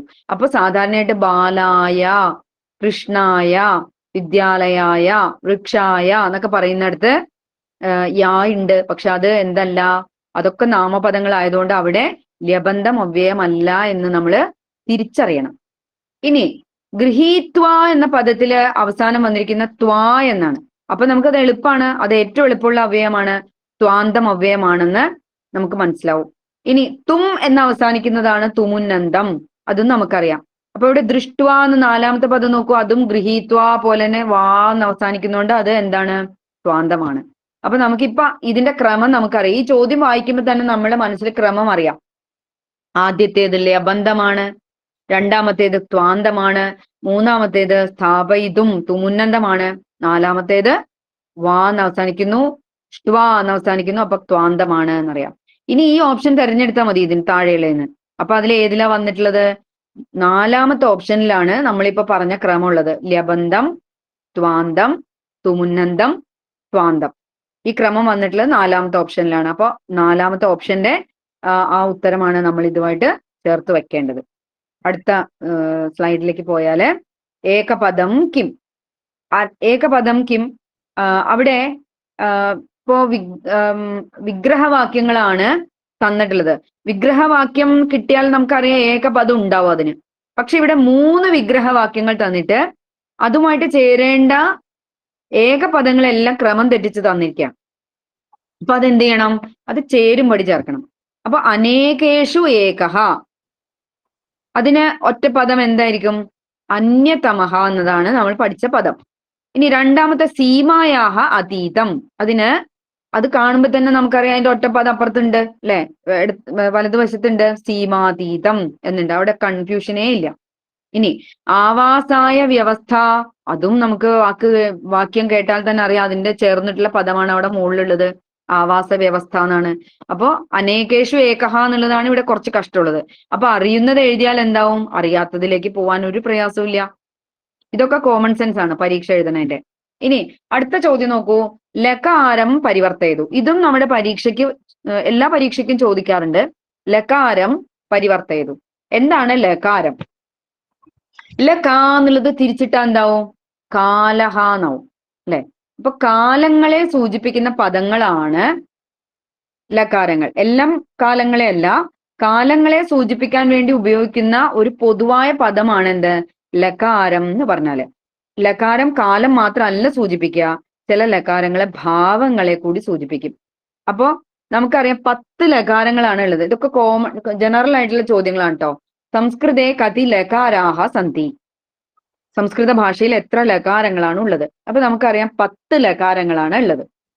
ഇനി ഈ 10 ലകാരങ്ങളെ എങ്ങനെയാണ് പഠിക്കുക? അതിനൊരു എളുപ്പ വഴി, ലകാരങ്ങൾ എപ്പോഴും ചിലത് ട് എന്ന് അവസാനിക്കും, ചിലത് ങ് എന്ന് അവസാനിക്കും. അപ്പൊ പുസ്തകം ഉണ്ടെങ്കിൽ വേണമെങ്കിൽ ഒന്ന് എഴുതി വെച്ചോളൂ, ഞാൻ ക്രമത്തിൽ പറയാം. ഇത് ഓർമ്മിക്കാനുള്ള എളുപ്പം അക്ഷരമാലാ ക്രമത്തിൽ ഓർമ്മിക്കാം. ഇപ്പൊ എല്ലാ ലകാരത്തിന്റെയും ആദ്യത്തെ അക്ഷരം എന്തായിരിക്കും? ലാ എന്നുള്ളതായിരിക്കും. അവസാനിക്കുന്ന ട് എന്ന് അവസാനിക്കും, ങ് എന്നും അവസാനിക്കും. അപ്പൊ ഇനി അതിന് അക്ഷരമാലാ ക്രമത്തിലെ ലാ എന്ന് തുടങ്ങിയിട്ട് അക്ഷരമാലാ ക്രമത്തിൽ പറഞ്ഞു നോക്കാം. അപ്പൊ 10 ലകാരങ്ങൾ കിട്ടുമെന്ന് നമുക്ക് നോക്കാം. അപ്പൊ ഒന്ന് എഴുതിക്കോളൂ, നിങ്ങൾ എഴുതുന്നുണ്ട് വിചാരിച്ചിട്ടാണ് ഞാൻ പറയുന്നത്. ഒന്നാമത്തെ ലകാരമാണ് ലട്ട് ലകാരം, അതായത് ല് പ്ലസ് ആയാണ് ല, അപ്പൊ ലട്ട്. രണ്ടാമത്തേത് ലിട്ട്, ലി, ആ കഴിഞ്ഞ ഈ ആണ്, അപ്പൊ ലിട്ട്. മൂന്നാമത്തേത് ലുട്ട്. നാലാമത്തേത് റിട്ട്, ലാ എഴുതിയിട്ട് ലായുടെ താഴെ ഒരു സി ചിഹ്നം ഇടുക, അതായത് റ് എന്നുള്ള അക്ഷരാണത്. റ് എന്നുള്ളതിന്റെ ചിഹ്നമാണ് ഈ അക്ഷരത്തിന്റെ താഴെയുള്ള സി ചിഹ്നം. അപ്പൊ റിട്ട്, പിന്നെ ലേട്ട്, ലോട്ട്. അപ്പോ ടായിൽ അവസാനിക്കുന്നത് കഴിഞ്ഞു. ഇനി ങായിൽ അവസാനിക്കുന്നത് അതിന്റെ തൊട്ട് ഇങ്ങേ പുറത്തായിട്ട് എഴുതാം, അതിന്റെ താഴെ എഴുതണ്ട, അതിന്റെ സൈഡിലായിട്ട് എഴുതി വെക്കാം. ങ് അവസാനിക്കുന്ന ലകാരങ്ങളാണ്. അതും ഇതുപോലെ അക്ഷരമാലാ ക്രമത്തിൽ പറഞ്ഞാല് ലങ്, ലിങ്, ലുങ്, ഋങ്, 4 എണ്ണേ ഉള്ളൂ. ഒന്നും കൂടെ പറയാം, ലങ്, ലിങ്, ലുങ്, ഋങ്, 4 ലകാരങ്ങളാണ് ങ് എന്ന് അവസാനിക്കുന്നത്. അപ്പൊ ഇപ്പൊ 10 എണ്ണായി. ലട്ട്, ലിട്ട്, ലുട്ട്, റിട്ട്, ലേട്ട്, ലോട്ട്. 6 എണ്ണം ടായിൽ അവസാനിക്കുന്നതും 4 എണ്ണം ങായിൽ അവസാനിക്കുന്നതുമാണ് നമ്മുടെ ലകാരങ്ങൾ. ഇതിനെല്ലാം ഓരോരോ കാലങ്ങളെയും അല്ലെങ്കിൽ ഒരു ഭാവങ്ങളെയും സൂചിപ്പിക്കാൻ ഉണ്ടാവും. അപ്പോ ഇനി ഇതിലെല്ലാം നമ്മൾ പഠിക്കാനില്ല എങ്കിലും അതിന്റെ പേരുകളൊക്കെ ഒന്ന് പറഞ്ഞു പോവാം. അപ്പോ ഈ ലകാരങ്ങളിൽ ലേട്ട് എന്ന് പറഞ്ഞ ടായിൽ അവസാനിക്കുന്ന ഒരു ലകാരം എഴുതിയില്ലേ നമ്മള്? 5ാമത്തെ ടായിൽ അവസാനിക്കുന്ന 5ാമത്തെ ലകാരമാണ് ലേട്ട് ലകാരം. ഈ ലേട്ട് ലകാരത്തിന്റെ പ്രയോഗങ്ങളൊന്നും, അത്തരം ക്രിയാപദങ്ങളൊന്നും എവിടെ കാണില്ല? നമ്മുടെ പാഠപുസ്തകത്തിലോ നമ്മുടെ സാധാരണയുള്ള ഭാഷാ പ്രയോഗത്തിലോ ഒന്നും കാണാൻ വേണ്ടി സാധിക്കില്ല. ആ പ്രയോഗങ്ങൾ എവിടെയുള്ളത്? വേദങ്ങളിൽ മാത്രം പറയുന്ന പ്രയോഗമാണ് ഈ ലേട്ട് ലകാരത്തിന്റെ പ്രയോഗം. വേദത്തിൽ ചില ക്രിയാപദങ്ങളാണ് ലേട്ട് ലകാരത്തിൽ വരുന്ന ക്രിയാപദങ്ങൾ. അപ്പോ നമ്മൾ ദൈനംദിന വ്യവഹാരത്തിൽ വീണ്ടും 9 ലകാരങ്ങളായിട്ട് അത് മാറുമ്പോ അതിനെ എന്ത് ചെയ്യാണ്? 10 എണ്ണം ആക്കാൻ വേണ്ടിയിട്ട് എന്ത് ചെയ്തു? ലിങ് എന്ന് പറയുന്ന ലകാരത്തിനെ രണ്ടായിട്ട് തിരിച്ചു. അപ്പൊ വിധിലിങ് എന്ന് ഒരു ലിങ്, ആശീർ ലിങ് എന്ന് വേറൊരു ലിങ്. അപ്പൊ വീണ്ടും ലകാരങ്ങൾ എന്തായി? 10 മാറി. ഇവിടെ നമുക്ക് അതൊന്നും വേണ്ട. നമുക്ക് നമ്മളെ പാഠപുസ്തകത്തിൽ ആകെ പഠിക്കാനുള്ളത് 4 5 ലകാരങ്ങളേ ഉള്ളൂ. അതായത് ഒന്നാമത്തേത് ലട്ട്, രണ്ടാമത്തേത് ലങ്, മൂന്നാമത്തേത് ലൃട്ട്, നാലാമത്തേത് ലോട്ട്, പിന്നെ അപൂർവമായി എന്തും കൂടെ വരും? വിധിലിങ് കൂടി വരും. 5 നമുക്ക് കാര്യമായിട്ട് പഠിക്കാനുള്ളൂ. അപ്പൊ ലട്ട് എന്ന് പറഞ്ഞാല് വർത്തമാന കാലത്തെ സൂചിപ്പിക്കുന്ന ലകാരമാണ്. ഇതൊക്കെ ഒന്ന് കുറിച്ചു വെച്ചാൽ നല്ലതാണേ. ലട്ട് എന്ന് പറഞ്ഞാല് വർത്തമാന കാലത്തെ സൂചിപ്പിക്കുന്ന ക്രിയാപദങ്ങളെ ഏതിലാ വരിക? ലട്ട് ലകാരത്തിലാണ് വരിക. ലങ് എന്ന് പറഞ്ഞാല് അത് ഭൂതകാല ക്രിയാപദങ്ങളെ സൂചിപ്പിക്കുന്ന ലകാരമാണ്. ലങ് ഭൂതകാലത്തെ സൂചിപ്പിക്കുന്ന ലകാരമാണ് ലങ്. ഈ ഭൂതകാലത്തെ സൂചിപ്പിക്കുന്ന 3 ലകാരങ്ങളുണ്ട്. ലുങ്, ലങ്, ലിട്ട്. അതിൽ ലങ്ങും ലിട്ടും നമുക്ക് പാഠപുസ്തകത്തിൽ വരുന്നുണ്ട്. അപ്പോ ലിട്ട് എന്ന് കൂടി അവിടെ എഴുതി വെച്ചോളൂ. ഭൂതകാലത്തിലുള്ള ലകാരമാണ് ലങ്ങും ലിട്ടും. നമുക്ക് ഈ പാഠത്തിൽ പരിചയപ്പെടേണ്ടതാണ്. അപ്പൊ അതുകൊണ്ട് ലിട്ട് എന്ന് കൂടി എഴുതി വെക്കാം. ഇനി ലൃട്ട് ലകാരമാണ് ഭാവി കാലം. ലൃട്ട് ഋന്റെ ചിഹ്നമാണ് ഇടേണ്ടത്. ലാ എഴുതിയിട്ട് സി ചിഹ്നമാണ് ഇടേണ്ടത്. ലൃട്ട് ഭാവി കാലത്തെ സൂചിപ്പിക്കുന്നു. ലോട്ട് എന്ന് പറഞ്ഞാല് നമ്മൾ അപേക്ഷ, പ്രാർത്ഥന, വിധി, അതുപോലെ ക്ഷണിക്കുന്നു, ഇങ്ങനെ ഭാവങ്ങളെല്ലാം അവിടെ കാലമല്ല സൂചിപ്പിക്കുന്നത്. അവിടെ ആ പറയുന്ന ആളെ ഏത് ഭാവത്തിലാണ് പറയുന്നത്, ആ ഭാവത്തിനാണ് അവിടെ പ്രധാനം. അപ്പൊ ഭാവവാചിയായ ലകാരമാണ് ലോട്ട് ലകാരം. ഇനി ചിലപ്പോ ഇങ്ങനെയൊക്കെ ചോദ്യം ചോദിക്കാം. വർത്തമാനകാലികം ലകാരം ചിത്വ ലിഖതു, അല്ലെങ്കിൽ ഭൂതകാലാർത്ഥ ലകാരഃ കഹ, ഭാവി കാലാർത്ഥ ലകാരഃ കഹ, അല്ലെങ്കിൽ പ്രാർത്ഥനാഭാവം സൂചയതി കഹ ലകാരഃ. അങ്ങനെയൊക്കെ ചിലപ്പോൾ ചോദ്യങ്ങൾ വരാം. ഇതൊക്കെ ജനറൽ ആയിട്ടുള്ള കാര്യങ്ങളാണ്. ഭാഷ പഠിക്കുമ്പോൾ ജനറൽ ആയിട്ട് പഠിക്കേണ്ട കാര്യങ്ങളാണ്. ഇതിലേക്ക് വിശദമായിട്ടൊന്നും പോകുന്നില്ല. അപ്പോ ലട്ട് ഇവിടെ ചെയ്യേണ്ടത് ഇത്രയേ ഉള്ളൂ. ലകാരം പരിവർത്തയതോ എന്നാണ് ചോദ്യം. അപ്പോ തന്നിട്ടുള്ള വാക്യത്തിൽ ഒരു ലകാരമുണ്ട്. അവിടെ നിറം മാറ്റിയിട്ട് തന്നിട്ടുണ്ട്. ഗജഹ മൃഗാൻ വദതി എന്ന വാക്യത്തിൽ വദതി എന്ന പദം വേറെ നിറത്തിലാണ് തന്നിട്ടുള്ളത്.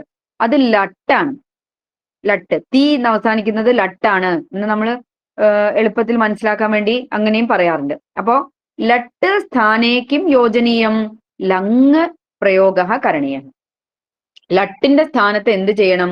ലട്ട് എന്നുള്ള ലകാരം ആ ക്രിയാപദം മാറ്റിയിട്ട് അതിന് പകരം ലങ് ചേർക്കണം. അപ്പൊ വദതി എന്ന ക്രിയാപദത്തിനെ ലങ് ആക്കാൻ ടീച്ചർമാർ പറഞ്ഞു തന്നിട്ടുണ്ടാവും. ഈ അവസാനം ഇരിക്കുന്ന തീ എന്നതിൽ ഈ എടുത്ത് കളയാം. അപ്പൊ അത് വദത്ത് എന്നായി. ഇനി ആ ഏറ്റവും ആദ്യം ഒരു ആയും കൂടി ആ എന്നുള്ള അക്ഷരം കൂടി ചേർത്താൽ എന്തായി? അവദത്ത് എന്നായി. അപ്പൊ അത് ലങ് ലകാരമായി. വദതീനെ ലങ് ആക്കാൻ എന്ത് ചെയ്തു? ആ എന്ന അക്ഷരം ആദ്യം ചേർത്തു, എന്നിട്ട് വദതിയിലെ ഈ എടുത്തു കളഞ്ഞു. അപ്പോ അവദത്ത് എന്ന് രൂപം കിട്ടി. അപ്പോ അതാണ് ഇവിടെ പരിവർത്തനം ചെയ്ത ലകാരം. ഫസ്റ്റ്. ഇനി അവിടെ സൂചന തരും. ഇപ്പൊ ലട്ട് സ്ഥാനേ ലങ്, ഇനി അല്ല ലട്ട് സ്ഥാനേ ലൃട്ടാണ് ചേർക്കണ്ടെങ്കിലോ? അപ്പൊ നമ്മൾ എന്ത് ചെയ്യണം? അപ്പൊ ലൃട്ട് എങ്ങനെ മനസ്സിലാക്കുക? ലട്ട് പോലെ തന്നെയാണ് ലൃട്ട്. അതാണ് അതിന്റെ ക്ലൂ. ലട്ട് പോലെ തന്നെയാണ് ലൃട്ട് ലകാരത്തിന്റെ രൂപം. പക്ഷെ അതിന്റെ ഇടയ്ക്ക് എന്തുണ്ടാവും? ഒരു ഷ്യാ എന്നോ അല്ലെങ്കിൽ ഒരു സ്യാ എന്നൊക്കെ ഒരു അക്ഷരം കൂടെ ചേരും. അപ്പൊ വദതി എന്താവും? വദിഷ്യതി എന്ന രൂപമാണ് ലൃട്ട് ലകാരം. ഇനി ലോട്ടാക്കാനാണ് പറഞ്ഞെങ്കിലോ അത് ഏറ്റവും എളുപ്പമാണ്. അതായത് തീ എന്നതിൽ ഈ കളഞ്ഞിട്ട് ഊ ചേർത്താൽ എന്തായി?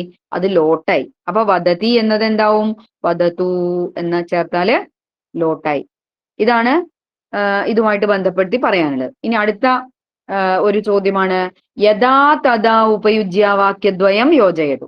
യഥാ തഥാ എന്ന 2 കണക്ഷൻ വാക്കുകളാണ്. ഒന്ന് മാത്രം പ്രയോഗിച്ചാൽ നമുക്ക് ഈ 2 വാക്യങ്ങളെ ഒന്നാക്കാൻ പറ്റില്ല. അപ്പൊ 2 വാക്യങ്ങൾ വരുന്നിടത്ത് അതിനെ ഒന്നിപ്പിക്കാൻ വേണ്ടി സഹായിക്കുന്ന 2 പദങ്ങളാണ് എന്ത്? യഥാ എന്നും തഥാ എന്നും. അപ്പൊ അതിന്റെ അർത്ഥം എപ്പോഴാണോ അപ്പോൾ എന്നാണ് അർത്ഥം. എപ്പോഴാണോ അപ്പോൾ. അതൊരു സമയത്തെയും കൂടെ സൂചിപ്പിക്കാണ്. അപ്പൊ നോക്കൂ, ഉദാഹരണം പറയുമ്പോൾ മനസ്സിലാവും. കാലഹ ഗച്ഛതി പരിണാമഹ ജായതേ ഏവ. കാലം ഇങ്ങനെ പോയിക്കൊണ്ടിരിക്കുകയാണ്. അപ്പൊ പരിണാമ ജായതേവ, മാറ്റങ്ങൾ നിരന്തരമായി ഉണ്ടായിക്കൊണ്ടേയിരിക്കും, തീർച്ചയാണത്. അപ്പോ അവിടെ രണ്ട് വാചകങ്ങളെ ഒന്നിപ്പിക്കാൻ വേണ്ടി നമ്മൾ എങ്ങനെയാണ് ഇത് ചേർക്കാന്ന് ചോദിച്ചാല്, യഥാ തഥാ എന്നതിൽ ആദ്യത്തെ പദം എവിടെ ഫിറ്റ് ചെയ്യണം? ആദ്യത്തെ വാചകത്തിന്റെ ഏറ്റവും തുടക്കത്തിൽ കൊണ്ടുവെക്കണം. അപ്പൊ യഥാന്നെടുത്തിട്ട് യഥാ കാലഹ ഗച്ഛതി എന്ന് എഴുതി. എന്നിട്ട് അത് കഴിഞ്ഞിട്ട് ഒരു ഫുൾ സ്റ്റോപ്പ് ഉണ്ട്. ആ ഫുൾ സ്റ്റോപ്പ് എടുത്ത് കളയാം. ആ ഫുൾ സ്റ്റോപ്പ് എടുത്ത് കളഞ്ഞിട്ട് ആ ഫുൾ സ്റ്റോപ്പിന്റെ സ്ഥലത്താണ് അടുത്ത പദം കൊണ്ടുവെക്കേണ്ടത്. തഥാ എന്ന പദം അവിടെ കൊണ്ടുവെക്കാം. അപ്പോ യഥാ കാലഹ ഗച്ഛതി തഥാ പരിണാമ ജായതേവ. അപ്പോ എപ്പോഴാണോ കാലം പോയിക്കൊണ്ടിരിക്കുന്നത് അപ്പോൾ പരിണാമം സംഭവിച്ചുകൊണ്ടേയിരിക്കും എന്ന് നമുക്ക് ഒറ്റ വാചകമായിട്ട് അതിനെ കിട്ടി. ഇനി അടുത്ത ചോദ്യം നോക്കൂ. വനമസ്മാകം ഗൃഹം. ഇത് നമ്മുടെ കഥയില്, അതായത് വയമേവ സംരക്ഷകാഹ എന്നുള്ള പാഠത്തില് ഒരു കഥാപാത്രം പറയുന്ന ഒരു വാക്യമാണ്. വനം അസ്മാകം ഗൃഹം. ഇങ്ങനെ പാഠത്തിൽ ഇടയ്ക്കിടയ്ക്ക് ഓരോ ആൾക്കാരും പല പാഠങ്ങളിലും ഉണ്ട് കേട്ടോ. ഇപ്പൊ നാടകത്തിന്റെ പാഠമായാലും ഈ ജീവികളുടെ പാഠമായാലും ഇതിലൊക്കെ പരസ്പര സംഭാഷണം നടത്തുന്നുണ്ട്. ആ സംഭാഷണങ്ങളൊക്കെ ആര് പറഞ്ഞു, ആരോട് പറഞ്ഞു എന്നൊക്കെ നമ്മളൊന്ന് മനസ്സിലാക്കി വെക്കണം. അപ്പൊ എവിടെയെങ്കിലും ഒരു ഇങ്ങനെ ഷോർട്ട് നോട്ടായിട്ട് ഒന്ന് എഴുതി പോവാ, വായിക്കുന്ന സമയത്ത് തന്നെ ഒന്ന് എഴുതി പോവാ. അപ്പോ വനം അസ്മാകം ഗൃഹം കസ്യ വാക്യമിതം. ഇത് ആര് പറഞ്ഞ വാക്യമാണ്? ഗജസ്യ, മയൂരസ്യ, ഭല്ലൂകസ്യ, കാകസ്യ. അപ്പോ ഇതിന്റെ ഉത്തരം ഭല്ലൂകസ്യ എന്നുള്ളതാണ്. കരടിയാണ് ഈ വാചകം പറയുന്നത്. ഇനി ആ പാഠത്തിൽ തന്നെ മറ്റു ചിലരും കൂടെ അഭിപ്രായങ്ങൾ പറയുന്നുണ്ട്. അപ്പൊ അത് ആര് പറഞ്ഞു എന്നുള്ളത് ഒന്ന് മനസ്സിലാക്കി വെക്കണം. അതായത് നല്ലോണം ഒന്ന് വായിച്ച് മനസ്സിലാക്കിയിട്ട് വേണം പരീക്ഷയ്ക്ക് പോകേണ്ടത്. ഇനി അടുത്ത ചോദ്യമാണ്, ഐ മിത്രാണി മനുഷ്യ വനം നാശയതി. ഐ മിത്രാണി മനുഷ്യ വനം നാശയതി. അവിടെ ഇതും ഒരാൾ പറയുന്ന വാചകാണ്. അവിടെ അസ്മിൻ വാക്യേ സംബോധന പദം കിം. ഈ വാക്യത്തിലുള്ള സംബോധന പദം ഏതാണ്? അപ്പോ ഒരാളോട് പറയുന്നു, ആ ആളെ വിളിച്ചിട്ടാണ് പറയുന്നത്. ഇവിടെ കൂട്ടുകാരെ എന്ന് വിളിക്കുന്നുണ്ട് അല്ലെ? കൂട്ടുകാരുണ്ട്, അപ്പൊ കൂട്ടുകാരെ എന്ന് നമ്മൾ വിളിക്കും. ആ രൂപമാണ് സംബോധന പദം എന്ന് പറഞ്ഞാൽ. അപ്പൊ വിളിക്കുന്നതിനെയാണ് എന്ത് പറയാ? സംബോധന എന്ന് പറയാം. സംബോധന ചെയ്യുന്നു, സദസ്സിനെ സംബോധന ചെയ്ത് സംസാരിച്ചു എന്നൊക്കെ നമ്മൾ വാർത്തകളിൽ കേൾക്കാറുണ്ട്. അപ്പൊ സംബോധന പറഞ്ഞാല് സദസ്സിനെ വിളിച്ചുകൊണ്ട് ഡിയർ ഫ്രണ്ട്സ് എന്നൊക്കെ പറഞ്ഞിട്ട് നമ്മൾ തുടങ്ങുന്നതിനാണ് എന്ത് പറയാ? സംബോധന രൂപം എന്ന് പറയാം. അപ്പൊ ഇവിടെ സംബോധന രൂപം വാക്യത്തിൽ കണ്ടുപിടിക്കാനുള്ള എളുപ്പവഴി പറഞ്ഞുതരാം. ഇവിടെ തുടക്കം നോക്കൂ. അയി മിത്രാണി. ഈ അയി എന്ന് പറഞ്ഞാല് അത് ഒരു നമ്മളിപ്പോ ഒരു കാര്യം പറയാൻ തുടങ്ങുമ്പോൾ ഹലോ എന്ന് പറയും, അല്ലെങ്കിൽ ഏ എന്ന് പറയും, അല്ലെങ്കിൽ ഓ എന്ന് പറയും, അല്ലെ? ഹായ് എന്ന് പറയും. ഇങ്ങനെ നമ്മൾ ചില ആ ആളുടെ ശ്രദ്ധ കിട്ടാൻ വേണ്ടി, അല്ലെങ്കിൽ ആ ആള് നമ്മളെ കേൾക്കണം എന്ന ലക്ഷ്യം വെച്ചുകൊണ്ട് നമ്മൾ ചില ശബ്ദങ്ങൾ ഉച്ചരിക്കും. ആ ശബ്ദങ്ങളാണ് എന്ത്? ആദ്യം ഇരിക്കുന്ന ഐ എന്ന പദം. അത് സംബോധനയല്ല.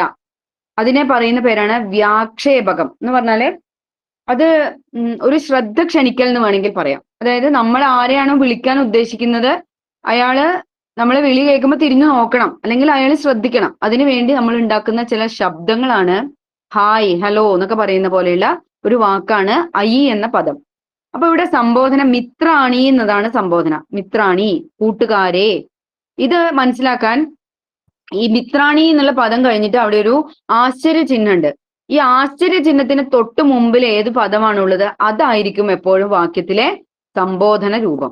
സംബോധന രൂപം ഉണ്ടെങ്കിൽ, ആ വാക്യത്തിൽ സംബോധന രൂപം ഉണ്ടെങ്കിൽ, സംബോധന രൂപം കഴിഞ്ഞാൽ ഉടൻ തന്നെ എന്തുണ്ടാവും? ഒരു ആശ്ചര്യ ചിഹ്നം ഉണ്ടാവും. അപ്പൊ ആശ്ചര്യ ചിഹ്നം എവിടെയാണെന്ന് നോക്കാം. ആശ്ചര്യ ചിഹ്നത്തിന്റെ തൊട്ട് മുമ്പിൽ വരുന്ന വാക്കാണ് അതിലെ സംബോധന രൂപം എന്ന് എളുപ്പത്തിൽ മനസ്സിലാക്കാൻ വേണ്ടി പറഞ്ഞു എന്നേ ഉള്ളൂ.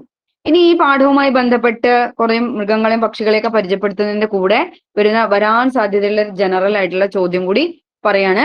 ഭാരതവുമായി ബന്ധപ്പെട്ട ദേശീയ പക്ഷി ഈ കഥയിൽ വരുന്നുണ്ട്. ദേശീയ പശു അത് സാന്ദർഭികമായിട്ട് പറഞ്ഞു എന്ന് മാത്രം. കേരളത്തിന്റെ ദേശീയ പശു അവിടെ ഉണ്ട്. ദേശീയ പക്ഷി അതുകൂടി അതുമായിട്ട് കണക്ട് ചെയ്ത് പറഞ്ഞു. അപ്പോ ദേശീയ പക്ഷി ഭാരതസ്യ ദേശീയ പക്ഷി മയൂരഹ, ഭാരതസ്യ ദേശീയ പശു എന്ന് പറഞ്ഞാൽ ഇവിടെ മൃഗം എന്ന അർത്ഥത്തിലാണ്. ദേശീയ പശു വ്യാഘ്രഹ. കേരളസ്യ ദേശീയ പശു ഗജഹ, കേരളസ്യ ദേശീയ പക്ഷി ചാതകഃ. ഇതൊക്കെ എല്ലാവർക്കും അറിയുന്ന കാര്യമാണ്. അപ്പോ അടുത്തത് യഥോചിതം യോജയതു. ഇതിൽ നമ്മൾ അടുത്ത പാഠത്തിലേക്ക് പോവാണ്. അല്ല, ഈ പാഠത്തിൽ തന്നെ ഇതിന്റെ അധിക വാചനാംശത്തിൽ കുറച്ച് കാര്യങ്ങൾ പറഞ്ഞിട്ടുണ്ട്. അതായത് ഗദ്യ പദ്യ മിശ്രം, ഇതൊരു കാവ്യ വിഭാഗമാണ്. ഒരു കാവ്യം, നമ്മൾ പലതരത്തിലുള്ള കാവ്യങ്ങളെ പരിചയപ്പെട്ടു. ഇതിഹാസ കാവ്യമുണ്ട്, പിന്നെ ചരിത്ര കാവ്യമുണ്ട്, മഹാകാവ്യമുണ്ട്, സ്തോത്രകാവ്യമുണ്ട്, അതുപോലെ കഥാസാഹിത്യമുണ്ട്. ഇവിടെ പറയുന്നത് ഗദ്യം പദ്യം മിശ്രിതമായി വരുന്ന കാവ്യം. ഇതും ഇവിടെ ഓപ്ഷൻസ് എന്താണ്? ഓപ്ഷൻസ് ഓർഡർ തെറ്റിച്ചിട്ടാണ് ഉള്ളത്. അപ്പൊ ഓർഡർ ശരിയാക്കിയിട്ട് യഥോചിതം യോജിപ്പിക്കണം. വാസവദത്ത എന്ന് വേറൊരു ഗ്രന്ഥത്തിന്റെ പേരാണ്. കാദംബരി വേറൊരു ഗ്രന്ഥത്തിന്റെ പേരാണ്. പഞ്ചതന്ത്രം ഒരു ഗ്രന്ഥത്തിന്റെ പേരാണ്. ഇതുമായിട്ട് ചേരാവുന്ന ഇതൊക്കെ എവിടെയുണ്ട്? ഈ പേജ് നമ്പർ 22 നിങ്ങൾക്ക് അവിടെ അനുബന്ധമായിട്ട് കുറച്ച് കാര്യങ്ങൾ പറഞ്ഞിട്ടുണ്ട്. ഗ്രന്ഥങ്ങളെയും ഗ്രന്ഥങ്ങൾ എഴുതിയ ആളുകളെയൊക്കെ പരിചയപ്പെടുത്തിക്കൊണ്ട് ഒരു പാരഗ്രാഫ് അവിടെ ഉണ്ട്. അതിലാണ് അതിൽ നിന്ന് എടുത്ത ചോദ്യങ്ങളാണിത്. അപ്പൊ ഗദ്യ പദ്യ മിശ്രം എന്ന് പറഞ്ഞാൽ പാഠഭാഗം മാത്രം വായിച്ചാൽ പോരാ. പാഠത്തിന്റെ ഒരു പാഠവുമായി ബന്ധപ്പെട്ട് എന്തെല്ലാം കാര്യങ്ങളുണ്ടോ അത് മുഴുവൻ നമ്മൾ വായിച്ചിട്ട് വേണം സ്കോളർഷിപ്പുകാർ തയ്യാറെടുക്കാൻ പരീക്ഷയ്ക്ക്. ഇതൊരു വാർഷിക പരീക്ഷ അല്ല. അപ്പോൾ അതിനെ വില കുറച്ച് കാണുകയേ ചെയ്യരുത്. കാരണം നിങ്ങളെ ആശ്രയിച്ചിട്ടാണ് നിങ്ങളുടെ സ്കൂളിന്റെ പേര് വരാനിരിക്കുന്നത്. അതെപ്പോഴും ഓർമ്മിക്കാം. അപ്പൊ ഗദ്യ പദ്യ മിശ്രം, ഇവിടെ ഗദ്യ പദ്യ മിശ്രം കാവ്യം ചമ്പു കാവ്യമാണെന്ന് നമുക്കറിയാം. അപ്പൊ ഇവിടെ ചേരേണ്ട ഓപ്ഷൻ ചമ്പു ആണ്. ഇനി വാസവദത്ത, അത് സുബന്ധു എന്ന് പറയുന്ന ഒരു പ്രശസ്തനായ ഒരു പണ്ഡിതനായ ഒരാൾ എഴുതിയ ഗ്രന്ഥമാണ്. ഇനി കാദംബരി, അതും മറ്റൊരു പ്രശസ്തമായ ഗദ്യ സാഹിത്യ കൃതിയാണ്. അത് എഴുതിയിരിക്കുന്നത് ബാണഭട്ടനാണ്. പഞ്ചതന്ത്രം, അതൊരു കഥാഗ്രന്ഥമാണ്. അത് എഴുതിയത് വിഷ്ണു ശർമ്മയാണ്. ഇതൊക്കെ നമുക്കറിയാം. ഇപ്പൊ ഞാനിങ്ങനെ പറഞ്ഞു പോയി എന്ന് മാത്രമേ ഉള്ളൂ. ഇങ്ങനെയൊക്കെ ചോദ്യങ്ങൾ വരാമെന്ന് മാത്രമാണ് ചോദ്യ മാതൃക പരിചയപ്പെടുത്തുന്നു എന്ന് മാത്രം. ഇനി വിനാ യോഗേ കാ വിഭക്തി, അവിടെ തന്നെ ആ പാഠത്തിലെ പേജ് നമ്പർ 23 വ്യാകരണ വിശേഷ എന്ന് പറഞ്ഞ തലക്കെട്ടില് കുറച്ച് കാര്യങ്ങൾ പറഞ്ഞിട്ടുണ്ട്. അവിടെ പറയുന്ന ഒന്നാമത്തെ കാര്യമാണ് എന്ത്? വിനായോഗേ കാ വിഭക്തി. അപ്പൊ വിനാ എന്ന ശബ്ദം വരുമ്പോൾ അവിടെ ചേരാവുന്ന വിഭക്തികൾ ഏതെല്ലാം? അവിടെ 3 വിഭക്തികളെ പറ്റി പറയുന്നുണ്ട്. വിനാ എന്ന ശബ്ദത്തിന്റെ കൂടെ ദ്വിതീയ ചേരാം, പഞ്ചമി ചേരാം, തൃതീയയും പ്രയോഗിക്കാം. അതായത് ദ്വിതീയം വരും, തൃതീയം വരും, പഞ്ചമിയും വരും. ഇപ്പൊ ഇവിടെ ഓപ്ഷനിൽ തന്നിട്ടുള്ളത് പഞ്ചമി, ചതുർത്ഥി, സപ്തമി എന്ന് 3 വിഭക്തികളാണ്.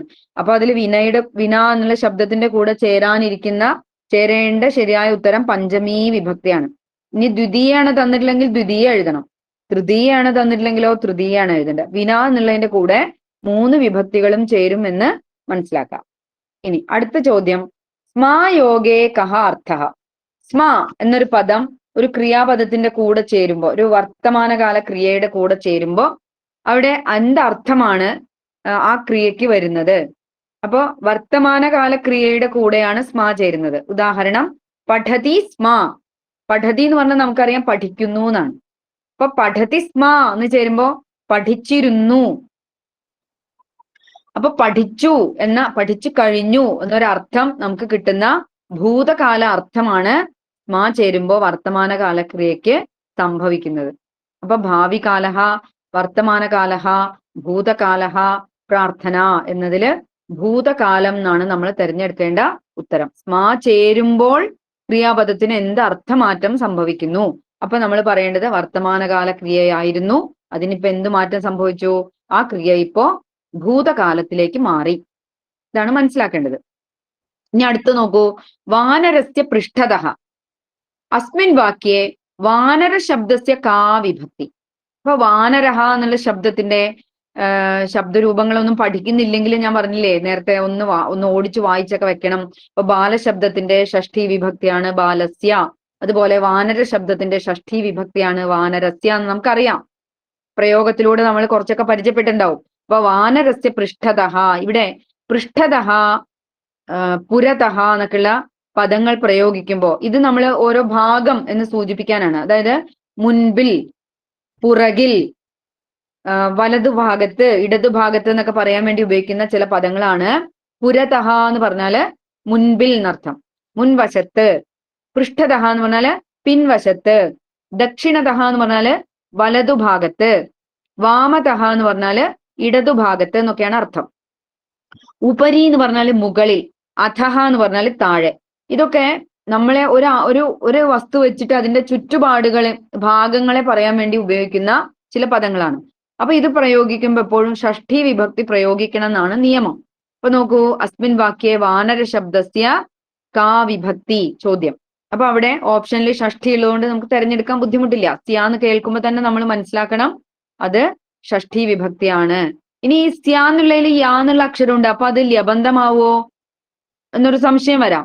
ഇപ്പൊ ലബന്ധം അവയവങ്ങൾ തിരഞ്ഞെടുക്കാൻ വേണ്ടി തന്നിട്ടുള്ളതിൽ വാനരസ്യാന്ന് തന്നാല് അത് സ്യാന്ന് കാണുമ്പോ അത് എന്തല്ല, ഇത് ഷഷ്ഠി വിഭക്തിയാണെന്ന് ഓർമ്മ വരണം.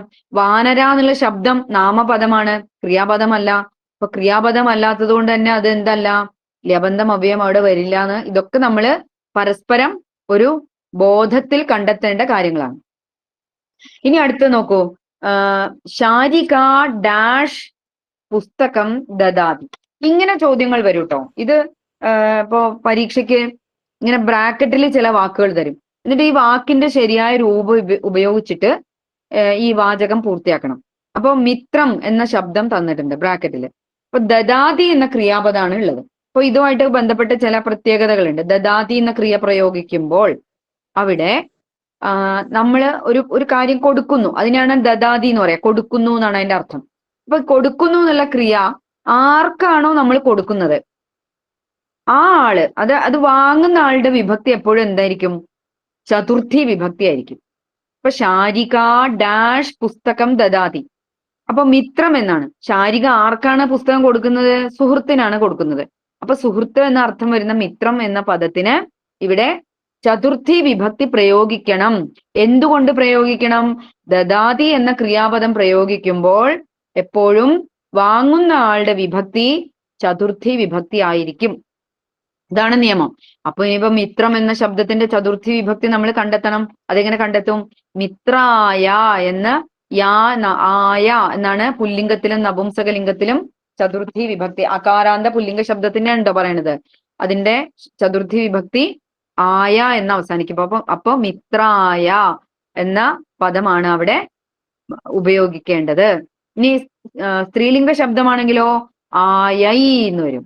അപ്പൊ സീത എന്നാണെങ്കിൽ സീതായൈ, ബാലിക എന്നാണെങ്കിൽ ബാലികായൈ എന്ന് വരും. സ്ത്രീലിംഗത്തിൽ അങ്ങനെയും പറയും, പുല്ലിംഗത്തില് ആയ എന്നും അവസാനിക്കും. അപ്പൊ മിത്രായ പുസ്തകം ദദാതി എന്ന് ശരിയുത്തരം നമുക്ക് എഴുതാൻ വേണ്ടി സാധിക്കും. ഇനി അടുത്ത നോക്കൂ, ഡാഷ് ബഹിഹി വൃക്ഷാഹ സന്തി. ഡാഷ് ബഹിഹി വൃക്ഷാഹ സന്ധി. കുട്ടികൾ ഇതിന്റെയൊക്കെ അർത്ഥം എഴുതി വെച്ച് പോയാൽ കുറച്ചുകൂടെ എളുപ്പമുണ്ടാവും നിങ്ങൾക്ക് വായിക്കാൻ. അപ്പൊ അവിടെ ആ ഡാഷ് കഴിഞ്ഞ് വരുന്ന വാക്ക് കണ്ടോ, ബഹിഹി. ബഹിഹി എന്നുള്ള പദത്തിന്റെ അർത്ഥം പുറത്ത്, ഏതോ ഒരു കാര്യത്തിന്റെ പുറത്ത് എന്നാണ് അർത്ഥം. പുറത്ത് എന്ന് പറഞ്ഞാൽ അതിന്റെ മുകളിൽ എന്നുള്ള അർത്ഥമല്ല, അതിൽ നിന്ന് പുറമെ, ഔട്ട്സൈഡ് എന്നുള്ള അർത്ഥമാണ്. ബഹിഹി വൃക്ഷാഹ സന്ധി. അവിടെ ബ്രാക്കറ്റിൽ പദം ഗൃഹം എന്നുണ്ട്. അപ്പോ ഈ ബഹിഹി എന്ന ശബ്ദം പ്രയോഗിക്കുമ്പോൾ അതിനോട് ചേരുന്ന വിഭക്തി പഞ്ചമി വിഭക്തിയാണ്. അപ്പൊ ബഹിഹി വൃക്ഷാഹ സന്ധി. ഇവിടെ ഗൃഹം, അപ്പൊ വീട് പുറമെ, വീട് പുറത്ത് വൃക്ഷങ്ങൾ ഉണ്ട് എന്നാണ് നമ്മൾ പറയുന്നത്. അപ്പോ വീട്ടിൽ നിന്ന് പുറത്ത് വൃക്ഷങ്ങൾ ഉണ്ട് എന്ന് വേണം നമ്മൾ പറയാൻ. നമ്മൾ മലയാളത്തിൽ പറയും വീടിന്റെ പുറത്ത് റോഡുണ്ട്, അല്ലെ വീടിന്റെ പുറമെ വൃക്ഷങ്ങൾ ഉണ്ട് എന്ന് പറയും. അപ്പൊ വീടിന്റെ നമ്മൾ പറയണമെങ്കിൽ ഷഷ്ടിയാണ് പറയാ മലയാളത്തില്. പക്ഷെ ഇവിടെ ഷഷ്ടി പ്രയോഗിക്കരുത്, പഞ്ചമി വിഭക്തി മാത്രമേ പ്രയോഗിക്കാവൂ. ഇതാണ് കർശനമായ നിയമം. അപ്പോ ഗൃഹാത് എന്ന് പറയുന്നതാണ് അവിടെ പഞ്ചമി, ആത്ത് എന്ന് അവസാനിക്കുന്നതാണ് പഞ്ചമി. അപ്പൊ ഗൃഹാത് ബഹിഹി വൃക്ഷാഹ സന്ധി. അപ്പൊ അവിടെ ശരിയായി. ബഹി ശബ്ദത്തിന്റെ കൂടെ പഞ്ചമിയാണ് എന്ന് ഓർമ്മിക്കണേ. പഞ്ചമി വിഭക്തി എങ്ങനെ കണ്ടുപിടിക്കുക? ആത്ത് എന്നാണ് പുല്ലിംഗത്തില്, ആയാഹ എന്നാണ് സ്ത്രീലിംഗത്തിൽ അവസാനിക്കുക. ഇനി എല്ലാം കൂടി പറഞ്ഞപ്പോ നിങ്ങൾക്ക് കൺഫ്യൂഷൻ ആവുമെന്നും അറിയില്ല. എന്നാൽ ഇതൊക്കെ പഠിച്ചു പോയ കാര്യമായതുകൊണ്ട് ഒന്ന് ഓർമ്മിക്കാൻ വേണ്ടി പറയുന്നു എന്ന് മാത്രം. ഇതൊക്കെ ശ്രദ്ധിക്കണം, ഈ പരീക്ഷയ്ക്ക് ഇതെല്ലാം ചോദിക്കും. അപ്പൊ അടുത്ത നോക്കൂ, വിന നമ്മൾ നേരത്തെ പഠിച്ചു. വിനാ മീനഹ എന്ന ജീവതി. അവിടെ ജലം എന്ന പദമാണ് ബ്രാക്കറ്റിൽ ഉള്ളത്. അപ്പൊ ഇത് 3 തരത്തിലും പറയാമെന്ന് ഞാൻ പറഞ്ഞു. ദ്വിതീയയിലും പറയാം, തൃതീയയിലും പറയാം, പഞ്ചമിയിലും പറയാം. മൂന്നും ശരിയാണ്. മൂന്ന് വിഭക്തിയും ഇവിടെ ചേരും. അപ്പൊ ജലം എന്ന പദത്തിന്റെ ദ്വിതീയ വിഭക്തി ജലം എന്ന് തന്നെയാണ്. ദ്വിതീയ വിഭക്തി എപ്പോഴും എന്ന് അവസാനിക്കും. ഏത് പദമാണോ അതിന്റെ ചേർത്താൽ അതെന്തായി? ദ്വിതീയ വിഭക്തിയായി. അപ്പോ ജലം വിനാ മീനഹ എന്ന ജീവതി, അത് അതേപോലെ ചേർത്താൽ എന്തായി? ആ വാക്യം ശരിയായി. ഇനി ഇല്ലെങ്കിൽ എന്ത് ചെയ്യണം? തൃതീയ ചേർക്കണം. തൃതീയ ചേർക്കണമെങ്കിൽ ഏനാന്നാക്കണം. അപ്പൊ ജലേന വിനാ മീനഹ ന ജീവതി. പഞ്ചമി ചേർത്താലും ശരിയാണ്. പഞ്ചമി നമ്മൾ നേരത്തെ അറിയാം, നമുക്ക് നേരത്തെ നമ്മൾ പരിചയപ്പെട്ടു. ഗൃഹം എന്നതിന്റെ പഞ്ചമി ഗൃഹാത്ത് എന്നാണ്. അപ്പൊ ജലം എന്നതിന്റെ പഞ്ചമി ജലാത്ത് എന്നായിരിക്കും. ജലാത്ത് വിന മീനഹ ന ജീവതി. അപ്പൊ മൂന്ന് തരത്തിലും വിന എന്നുള്ളതിന്റെ കൂടെ നമുക്ക് വാക്കുകൾ ചേർത്ത് എഴുതാൻ വേണ്ടി പറ്റും. ഇനി അടുത്ത നോക്കൂ, മാതാ ഡാഷ് സഹ ഗച്ഛതി. ഇവിടെ രണ്ട് തരത്തിലുള്ള സഹ എന്നുള്ള ശബ്ദം നമ്മൾ പരിചയപ്പെടാറുണ്ട്. ഒന്ന് ഈ പദമാണ്, സാന്ന് എഴുതിയിട്ട് ഹാന്ന് എഴുതുന്ന പദമാണ് സഹ. ഇതിന്റെ അർത്ഥം കൂടെ എന്നാണ്, ഒരുമിച്ച് എന്നർത്ഥം. മറ്റൊരു സഹ നമുക്കറിയാം, സാന്ന് എഴുതിയിട്ട് രണ്ട് കുത്തിട്ടാല് അത് അവൻ എന്ന അർത്ഥം. അവൻ അല്ലെങ്കിൽ അദ്ദേഹം എന്നൊക്കെ പറയുന്നൊക്കെയാണ് നമ്മൾ അങ്ങനെ സഹ എന്ന വിസർഗം ചേർന്ന രൂപം പറയാറുള്ളത്. ഇവിടെ വിസർഗം ചേർന്ന രൂപമല്ല, ഇതൊരു അവ്യയമാണ്. സാന്ന് എഴുതിയിട്ട് ഹാന്ന് എഴുതിയാൽ അതിന്റെ അർത്ഥം ഒരുമിച്ച്, കൂടെ എന്നൊക്കെ അർത്ഥം. ഈ പദം ചേരുമ്പോൾ എപ്പോഴും ശ്രദ്ധിക്കണം, ഈ പദം വാക്യത്തിൽ കണ്ടാൽ അപ്പൊ നമുക്ക് തീരുമാനിക്കാം അവിടെ തൃതീയ വിഭക്തിയെ ചേരുള്ളൂ. തൃതീയ വിഭക്തി നമ്മൾ നേരത്തെ പരിചയപ്പെട്ടു. ജലശബ്ദത്തിന്റെ തൃതീയ വിഭക്തി ജലേന. അപ്പൊ ഇവിടെ എന്താണ് വരിക? മാതാ പുത്രേണ സഹ ഗച്ഛതി എന്ന് തൃതീയ മാത്രമേ ഇവിടെ ഉപയോഗിക്കാവൂ. ഇനി സഹ എന്ന പദം കണ്ടോ, അതിന്റെ കൂടെ അതിന് കുറെ കൂട്ടുകാരുണ്ട്. സഹ എന്നുള്ള പദത്തിന് ഒരുപാട് കൂട്ടുകാരുണ്ട്. അതിന്റെ കൂട്ടുകാരാണ് സഹ, സമം, സാകം, സാർത്ഥം. ഈ നാല് പദങ്ങളുടെ അർത്ഥം ഒരേ അർത്ഥമാണ്. ഒരുമിച്ച്, കൂടെ എന്ന അർത്ഥം വരുന്ന നാല് പദങ്ങളാണ്. നമ്മൾ സയാമി സെരട്ട എന്ന് പറയില്ലേ, അതേപോലെ വരുന്ന 4 പേരുണ്ട് ഇവര്. 4 പേരുടെയും വിഭക്തി എപ്പോഴും തൃതീയ വിഭക്തിയിൽ മാത്രമേ ആ പദങ്ങൾ പ്രയോഗിക്കുള്ളൂ. അപ്പൊ ആ പദങ്ങളെല്ലാം എവിടെ കണ്ടാലും അതിന്റെ കൂടെ ചേരേണ്ട വിഭക്തി തൃതീയയാണെന്ന് ഓർമ്മിക്കണം. ഇതൊന്നും കൂടെ പറയാം. ദദാതി എന്ന ക്രിയാപദം അല്ലെങ്കിൽ അദദാത്, ദത്തഹ, ദത്തവാൻ, ദാനം ഇങ്ങനെ പദങ്ങളൊക്കെ വാക്യത്തിലുണ്ടെങ്കിൽ അവിടെ ബ്രാക്കറ്റിലുള്ള പദത്തിന്റെ ചതുർത്ഥി വിഭക്തിയാണ് നമ്മൾ ചേർക്കേണ്ടത്. അടുത്തത് ബഹിഹി എന്ന ശബ്ദം വന്നാൽ അതിന്റെ കൂടെ ചേർക്കേണ്ട വിഭക്തി പഞ്ചമി വിഭക്തിയാണ്. വിന എന്ന ശബ്ദം വന്നാൽ നമുക്ക് എളുപ്പമുണ്ട്. ദ്വിതീയ ചേർക്കാം, തൃതീയ ചേർക്കാം, പഞ്ചമി ചേർക്കാം. സഹ, സാർത്ഥം, സമം, സാകം ഈ 4 പദങ്ങളും വന്നാല് ഏതെങ്കിലും ഒന്നേ വാക്യത്തിൽ വരുള്ളൂ. ഈ 4 പദങ്ങളും വരുമ്പോൾ അവിടെ വാക്യത്തിൽ പ്രയോഗിക്കേണ്ട വിഭക്തി തൃതീയ വിഭക്തിയാണ്. ഇത്രയും ഒന്ന് ഓർമ്മിച്ച് വെക്കാം. ഇനി അടുത്തത് വളരെ പ്രധാനപ്പെട്ട ഒരു കാര്യമാണ് സംഖ്യ. അത് നമ്മള് ഇതി വാർത്താഹ എന്ന 4ാമത്തെ പാഠത്തില് വരുന്ന കാര്യമാണ് ഈ സംഖ്യകൾ പരിചയപ്പെടുന്നത്. അപ്പൊ സംഖ്യ നമുക്ക് അക്ഷരത്തിലും എഴുതാൻ പഠിക്കണം, അക്കത്തിലും എഴുതാൻ പഠിക്കണം. ഈ അക്ഷരത്തില് എഴുതണമെങ്കിൽ അല്ലെങ്കിൽ അക്കത്തിൽ എഴുതണമെങ്കിൽ നമുക്ക് എന്തറിയണം? സംഖ്യകളുടെ ക്രമം അറിയണം. അപ്പോ ഏകം, ദ്വേ, ത്രീണി, ചത്വാരി, പഞ്ച, ഷട്ട്, സപ്ത, അഷ്ട, നവ വരെയുള്ള സംഖ്യകൾ കാണാപാഠം പഠിച്ചു വെക്കാം. നവ വരെ പഠിക്കാം. നവ വരെ സംഖ്യകൾ ക്രമത്തിൽ എണ്ണാൻ അറിയാം ഒരു കുട്ടിക്ക്. അതുപോലെ 10 ചേർത്ത് അടുത്ത സംഖ്യകളും പഠിച്ചു വെച്ചാൽ പിന്നെ സംഖ്യ എത്ര വേണമെങ്കിലും നമുക്ക് അനന്ത സംഖ്യകൾ എഴുതാൻ ഒരു പ്രയാസമില്ല. അത് ചേർത്ത് എഴുതേ വേണ്ടു. അപ്പൊ ഇത്രയാണ് കാര്യമായിട്ട് പഠിക്കേണ്ടത്. ഏകം മുതൽ നവ വരെയുള്ള സംഖ്യകൾ നിർബന്ധമായിട്ട് പഠിക്കുക. അക്ഷരത്തിൽ എഴുതാനും പഠിക്കണം, അക്കത്തിലുള്ള സംസ്കൃത അക്കവും കൂടി പഠിച്ചു വെക്കാം. എന്നിട്ട് 10 ചേർന്ന് വരുന്ന 100 വരെയുള്ള പദങ്ങൾ കൂടി ഒന്ന് പരിചയപ്പെട്ട് വെക്കാം. അതിവിടെ ടീച്ചർ എഴുതി വെച്ചിട്ടുണ്ട്. ദശ, വിംശതിഹി, ത്രിംശത്, ത്രിംന്നുണ്ട്, 3 കഴിഞ്ഞിട്ട് ഒരു കുത്തുണ്ട് മുകളില്. ത്രിംശത്, ചത്വാരിംശത്, രീ കഴിഞ്ഞിട്ട് കുത്തുണ്ട്, രിംശത്, പഞ്ചാശത്, ഷഷ്ടിഹി, സപ്തതിഹി, അശീതിഹി, നവതിഹി, ശതം.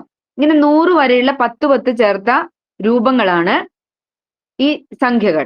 ഇനി നമ്മൾ സംഖ്യ നിർമ്മിക്കാൻ പോവാണ്. അതായത് സംഖ്യ വാചകത്തിൽ സംഖ്യ അക്ഷരത്തിൽ എഴുതാൻ വേണ്ടി നമ്മളോട് പറഞ്ഞാല്, ഇപ്പൊ ഇവിടെ ഒരു സംഖ്യ തന്നിട്ടുണ്ട് 550. ആ സംഖ്യ 5 ആണ്. 550 550.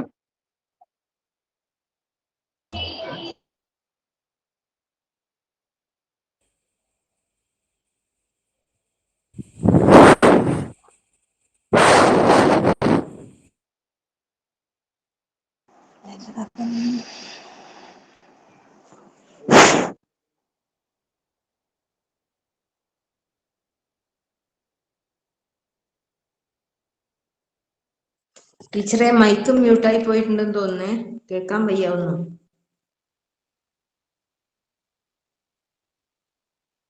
ടീച്ചറെ മൈക്ക് മ്യൂട്ടായിട്ടുണ്ട്. രമ്യ ടീച്ചറെ കേൾക്കുന്നുണ്ടോ?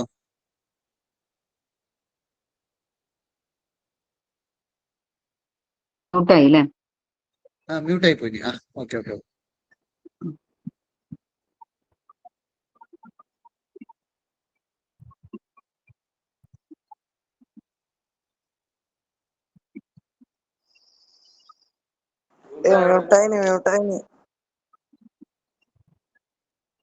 ഹലോ,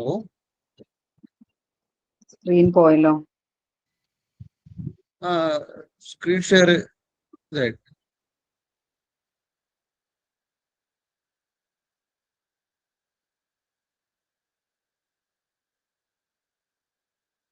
ഇപ്പൊ കാണുന്നുണ്ടോ? കാണുന്നുണ്ട്. Okay ready. ഓക്കെ ആയോ മാഷേ? ഓക്കെ. അപ്പോ സംഖ്യ ഇനി നമ്മൾ അക്ഷരത്തിൽ എഴുതുമ്പോ ശ്രദ്ധിക്കേണ്ട ഒരു കാര്യം, എല്ലാ ഭാഷകളിലും നമ്മള്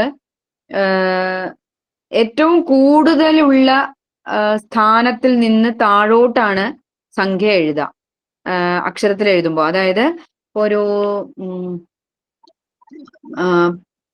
15 എന്നൊരു സംഖ്യ എഴുതണമെങ്കിൽ 10ഉം 5ഉം ആണ് 15 എന്ന് നമുക്കറിയാം. ഇപ്പൊ നമ്മൾ 10ന്റെ സ്ഥാനമാണ് മലയാളത്തിൽ പറയുമ്പോൾ ആദ്യം പറയാം. 10 5 15. 5 എന്നുള്ളത് ഒറ്റ സംഖ്യ, ഒറ്റയാണ്, ഒറ്റയുടെ സ്ഥാനമാണ്. അപ്പൊ ഉയർന്ന സ്ഥാനത്ത് നിന്ന് താഴെയുള്ള എന്താ പറയാ സ്ഥാന വിലയിലേക്കാണ് നമ്മൾ സംഖ്യ അക്ഷരത്തിൽ പറയുമ്പോ എല്ലാ ഭാഷകളിലും പറയാം. ഇപ്പൊ ഇംഗ്ലീഷ് നോക്കൂ, 22. അവിടെ 10ന്റെ സ്ഥാനമാണ് ആദ്യം പറയുന്നത്, 20. അത് കഴിഞ്ഞിട്ട് 2 പറയും. അപ്പോ സംസ്കൃതത്തിൽ അങ്ങനെയല്ല, ഒറ്റയുടെ സ്ഥാനം മുതൽ സംഖ്യ വർദ്ധിച്ച് വരിക. ഒറ്റയുടെ സ്ഥാനം മുതൽ തിരിച്ചിട്ടാണ് നമ്മൾ സംഖ്യ പറയാം. അപ്പോ 550. അപ്പൊ അതിൽ 0 എന്നത് ഒരു 0 എന്ന സംഖ്യ നമ്മൾ സംഖ്യ പറയുമ്പോൾ അങ്ങനെ പറയാറില്ല.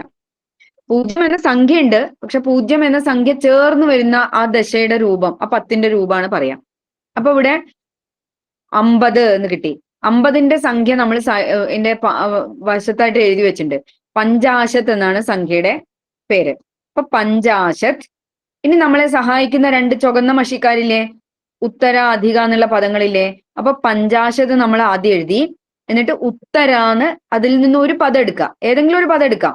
ഉത്തര എന്ന് ചിലപ്പോൾ വലിയ സംഖ്യ ഒക്കെ എഴുതുമ്പോൾ ഉത്തര അധിക എന്ന് മാറി മാറി ഉപയോഗിക്കാൻ വേണ്ടിയിട്ടാണ് ഇങ്ങനെ 2 പദങ്ങൾ ഉള്ളത്.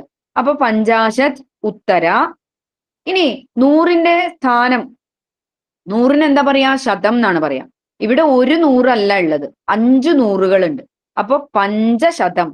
അപ്പൊ പഞ്ചാശത്ത് ഉത്തര പഞ്ചശതം എന്ന് എഴുതിയാല് അവിടെ ആ സംഖ്യ ശരിയായി. ഇനി നിങ്ങൾക്ക് എഴുതി പരിശീലിക്കാൻ വേണ്ടിയിട്ട് താഴെ 2 സംഖ്യകൾ തന്നിട്ടുണ്ട്. സപ്ത അഷ്ട അഷ്ട 788. അതുപോലെ ഷട്ട് ദ്വേ ഏകം 621. ഈ 2 സംഖ്യകൾ നിങ്ങളൊന്ന് വീട്ടിൽ നിന്ന് എഴുതി നോക്കാം. എന്നിട്ട് എന്തെങ്കിലും നിങ്ങൾക്ക് സംശയം ഉണ്ടെങ്കിൽ നിങ്ങളെ തന്നെ ടീച്ചർമാരോട് ചോദിച്ചാൽ അവർ പറഞ്ഞുതരും. അപ്പൊ ഇത് 3 അക്കമുള്ള സംഖ്യകൾ എഴുതാനുള്ള പ്രവർത്തനമാണ് എവിടെയുള്ളത്, ഈ പാഠത്തില് ഈ വാർത്ത എന്ന് പറയുന്ന ഭാഗത്ത് വരുന്നത്. അതൊന്ന് സൂചിപ്പിച്ചു എന്ന് മാത്രമേ ഉള്ളൂ. ഇനി പരിസ്ഥിതി നാശ കാരണം, അത് ഈ എന്തായിരിക്കും ഈ പാഠവുമായി ബന്ധപ്പെട്ട്, അതായത് ആ ഒരു വാർത്താ പാഠം ഉണ്ടല്ലോ, വയനാട്ടിൽ ഉരുൾപൊട്ടിയതിന്റെ ആ വാർത്ത പറയുന്ന ആ ഭാഗത്താണ്. പരിസ്ഥിതി നാശ കാരണം മൃത് ഖനനം വൃക്ഷരോപണം. ഇവിടെ മൃത്ഖനനം എന്ന് പറഞ്ഞാല് മണ്ണ് കുഴിച്ചെടുക്കാണ്, മണ്ണ് കുഴിച്ചെടുത്ത് കൊണ്ടുപോവുക. അതുപോലെ വൃക്ഷാരോപണം എന്ന് പറഞ്ഞാല് മരങ്ങൾ നട്ടുപിടിപ്പിക്കുക. അപ്പോ പരിസ്ഥിതിക്ക് നാശകാരണമാണ് ഇവിടെ ചോദിച്ചത്.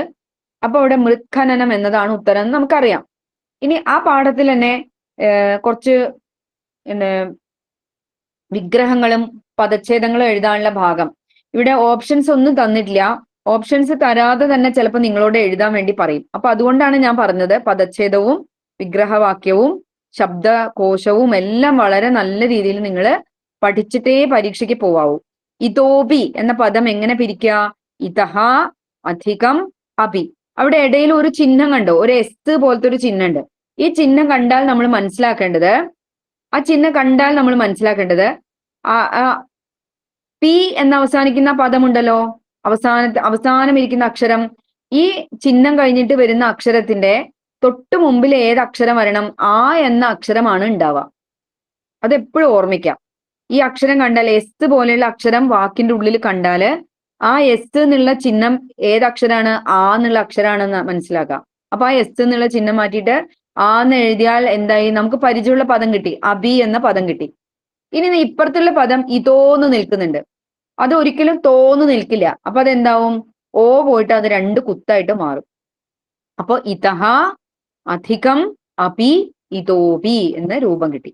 ഇനി ഹേതുരിതി, അവിടെ ഹേതുഹു, അധികം, ഇതി, ഊം ഈയും കൂടി വരുമ്പോ അവിടെ രാന്നായിട്ട് മാറും. ഇതാണ് നിയമം. അപ്പൊ ഹേതുഹു, ഇതി, ഹേതുരിതി.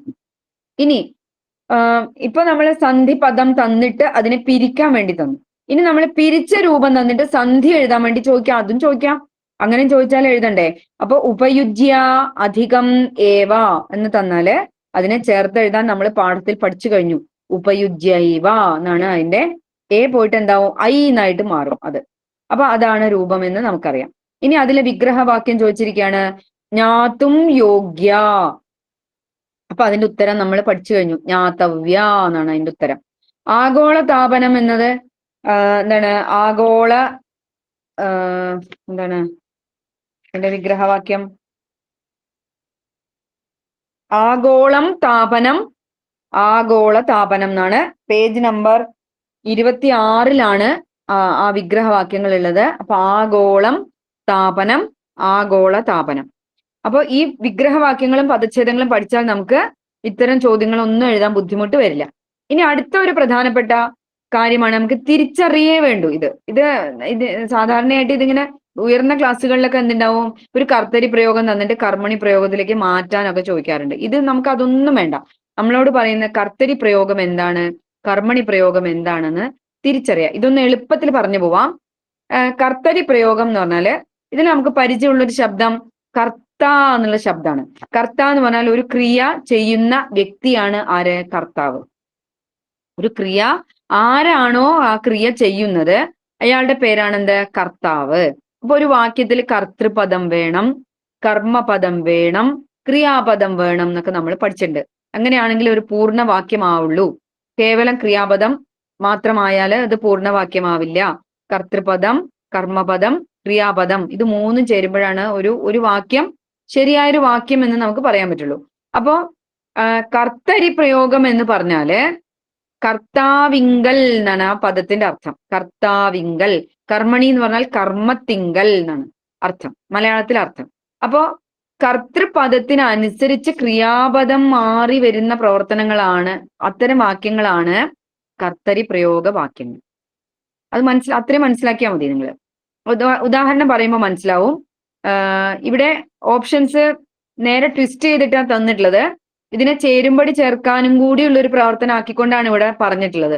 ഇപ്പോ നോക്കൂ, ബാലകഃ പാഠം പഠതി, അത് കർത്തരി പ്രയോഗവാക്യാണ്. അപ്പൊ കർത്തരി എന്നുള്ളതാണ് അതിനെ ഓപ്ഷൻ ചേർക്കേണ്ടത്. ബാലകേന ലേഖഃ ലിഖ്യതേ, ഇത് കർമ്മണി പ്രയോഗവാക്യാണ്. അപ്പൊ ഇത് പരസ്പരം അങ്ങോട്ടും ഇങ്ങോട്ടും യോജിപ്പിക്കുകയാണ് വേണ്ടത്. ഇത് യഥോചിതം യോജയതു എന്ന ചോദ്യം കൂടി ചേർത്തുകൊണ്ട് ഒരു പ്രവർത്തനമായിട്ട് തന്നതാണ്. അപ്പൊ ഇനി നോക്കൂ, ബാലകഃ പാഠം പഠതി എന്നുള്ള വാക്യം, ഇതാണ് കർത്തരി പ്രയോഗം എന്ന് പറഞ്ഞു. എന്തുകൊണ്ടാണ് അത് കർത്തരി പ്രയോഗം ആവുന്നത്? നമുക്ക് ഉദാഹരണത്തിലൂടെ തന്നെ പോവാം. ഇപ്പൊ ബാലകാഹ എന്നായിരുന്നു എന്ന് വിചാരിക്കാം. കർത്തൃപദം ബാലകാഹ എന്ന് ബഹുവചനത്തിലായിരുന്നുവെങ്കിൽ അവിടെ ക്രിയാപദം എന്തായിട്ട് മാറും? പഠന്തി എന്ന ബഹുവചനായിട്ട് മാറും. ബാലകാഹ പാഠം പഠന്തി. അവിടെ കർത്തൃപദത്തിന് മാറ്റം സംഭവിച്ചപ്പോ അത് ഓട്ടോമാറ്റിക് ആയിട്ട് ഏതിലേക്കും കൂടി വന്നു? ക്രിയാപദത്തിലേക്ക് കൂടി ആ മാറ്റം മാറി വന്നു. അപ്പൊ അങ്ങനെ കർത്തൃപദം മാറിയാൽ ക്രിയാപദം മാറുന്ന വാക്യങ്ങളാണ് കർത്തരി പ്രയോഗ വാക്യങ്ങൾ. ഇനി അഹമാണ് എന്ന് വിചാരിക്കുക, ബാലകഹ എന്നുള്ളതിന്റെ ആ ഭാഗത്ത് അഹം എന്ന പദമാണ് ഉള്ളതെങ്കിൽ ഇപ്പൊ കർത്തൃപദം ആരായി? അഹമായി. അഹം പാഠം വരുമ്പോ പഠതിയും വരില്ല, പഠന്തിയും വരില്ല. അഹം വരുമ്പോ പഠാമി എന്ന് തന്നെ ചേർക്കണം. അപ്പൊ അവിടെയും അഹം വന്നതുകൊണ്ട് പഠാമി എന്ന് ക്രിയാപദം മാറി. ഇനി ത്വം എന്നാണ് വരുന്നത് എന്ന് വിചാരിക്കാം. നീ എന്ന അർത്ഥത്തിലുള്ള ത്വം എന്ന പദമാണ് അവിടെ ചേർക്കുന്നതെങ്കിൽ അവിടെ ക്രിയാപദം എന്താവും? പഠസി എന്നാവും. ത്വം വരുമ്പോ എപ്പോഴും സി എന്ന് അവസാനിക്കും. അപ്പോ കർത്തൃപദത്തിനനുസരിച്ച് ക്രിയാപദത്തിന് രൂപമാറ്റം സംഭവിക്കുന്ന വാക്യങ്ങളെ കർത്തരി പ്രയോഗവാക്യങ്ങൾ എന്ന് പറയാം. അങ്ങനെയാണെങ്കിൽ കർമ്മണി പ്രയോഗവാക്യങ്ങൾ എന്താന്ന് നമുക്കറിയാലോ. കർമ്മത്തിനനുസരിച്ച് ക്രിയ മാറുന്ന പ്രവർത്തനങ്ങളാണ് അല്ലെങ്കിൽ വാക്യങ്ങളാണ് കർമ്മണി പ്രയോഗവാക്യങ്ങൾ. അപ്പോ നോക്കൂ, ബാലകേന ലേഖഃ ലിഖ്യതേ എന്നൊരു ഉദാഹരണം ഉണ്ട് ഇവിടെ. അവിടെ ലേഖാഹ എന്നാണ് പദം ഉണ്ടായിരുന്നതെങ്കിൽ ലേഖാഹ എഴുത്ത് എന്നാണ് അർത്ഥം. അപ്പൊ കുട്ടിയാൽ എഴുത്ത് എഴുതപ്പെടുന്നു എന്നാണ് ഇവിടെ ഉള്ളത്. അപ്പൊ എഴുത്തുകൾ എന്നാണെങ്കിലോ അപ്പൊ ലിഖ്യന്തേ എന്ന് ബഹുവചനം വരും. എഴുത്തുകൾ എഴുതപ്പെടുന്നു. എഴുത്തുകൾ ബഹുവചനാവുമ്പോ ക്രിയാപദവും എന്താവും? ബഹുവചനാവും. അപ്പൊ കർമ്മപദത്തിന്റെ രൂപം മാറുമ്പോ അവിടെ എന്തായി? ക്രിയയുടെയും രൂപങ്ങൾ മാറിക്കൊണ്ടേയിരിക്കും, അതിന്റെ വചനങ്ങൾ മാറിക്കൊണ്ടിരിക്കും. അപ്പൊ അങ്ങനെയുള്ള വാക്യങ്ങളെയാണ് കർമ്മണി പ്രയോഗ വാക്യങ്ങൾ എന്ന് പറയാം. അപ്പൊ ഇവിടെ കർത്തരി പ്രയോഗം എന്ന് പറഞ്ഞാൽ കുട്ടി പാഠം പഠിക്കുന്നു. കർമ്മണി പ്രയോഗം വരുമ്പോ കുട്ടിയാൽ, അപ്പൊ അവിടെ തൃതീയായി ബാലകേന ലേഖഃ ലിഖ് യാതേ ലിഖ്യതേ. അപ്പൊ എപ്പോഴും കർമ്മണി പ്രയോഗത്തിന്റെ ക്രിയാപദത്തിൽ ഒരു യാ എന്നുള്ള അക്ഷരം ഉണ്ടാവും. എന്നിട്ട് അത് ആത്മനേപതിയിൽ അവസാനിക്കും.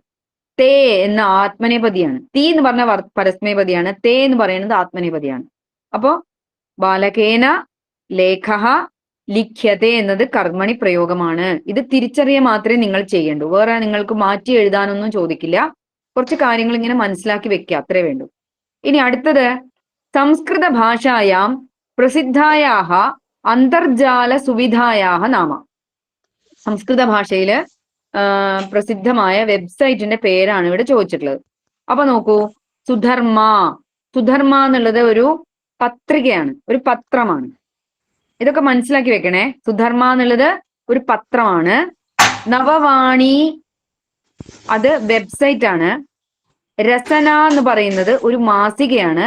അത് കേരളത്തിൽ നിന്ന് ഇറങ്ങുന്ന സംസ്കൃത മാസികയാണ്. അത് എവിടെ നിന്ന് ഇറങ്ങുക?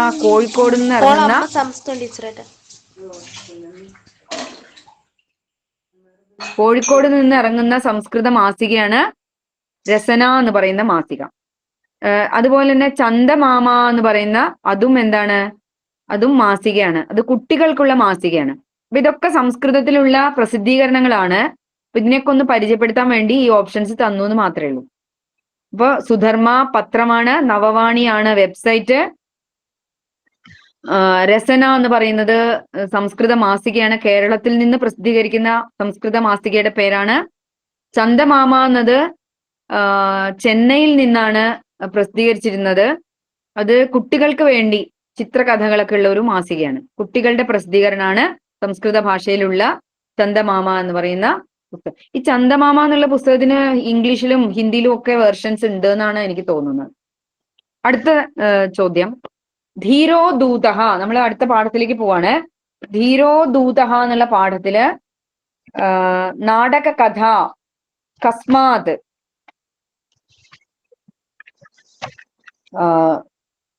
കസ്മാത് ഗ്രന്ഥാത് എന്ന് ചേർക്കണം. ഞാൻ സമയക്കുറവുള്ളതുകൊണ്ട് ഇങ്ങനെയൊക്കെ ചേർത്ത് വെച്ചതാണ്. ഇപ്പൊ രാമായണാത്, ശിവപുരാണാത്, ഭാഗവതാത്, കിരാത പ്രബന്ധാത്. അവിടെ കിരാത പ്രബന്ധാത് എന്നുള്ളതാണ് അതിന്റെ ഉത്തരം. ഇനി അടുത്തത് ഗോത്രകല.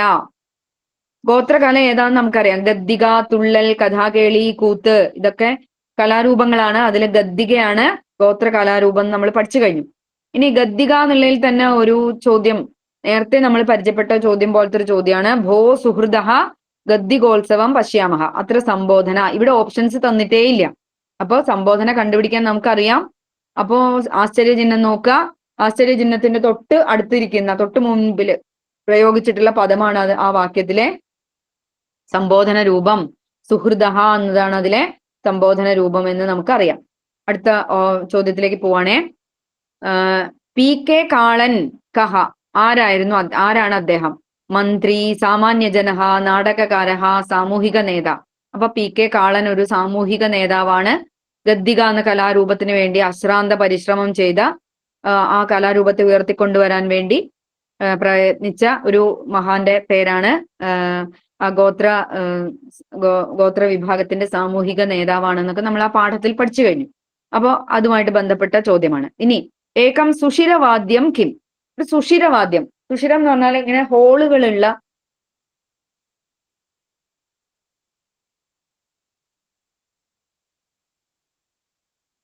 വീണ്ടും മ്യൂട്ടായി.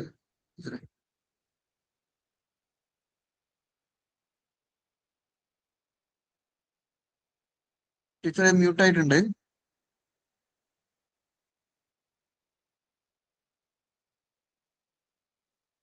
ഉപ്പായോ?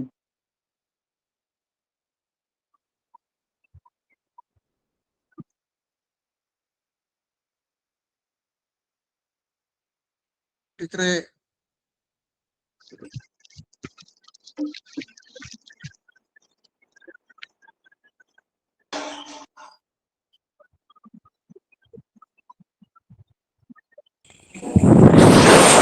ഇല്ലല്ലോ.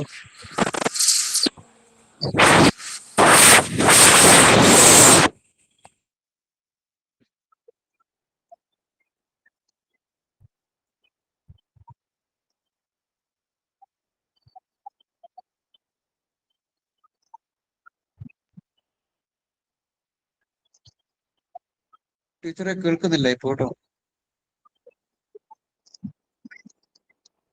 ഇപ്പൊ കേൾക്കാലോ അല്ലെ? അത് ഇടയ്ക്കിടയ്ക്ക് ഓഫായി പോകുന്നുണ്ട്. അതെന്താ അറിയില്ല.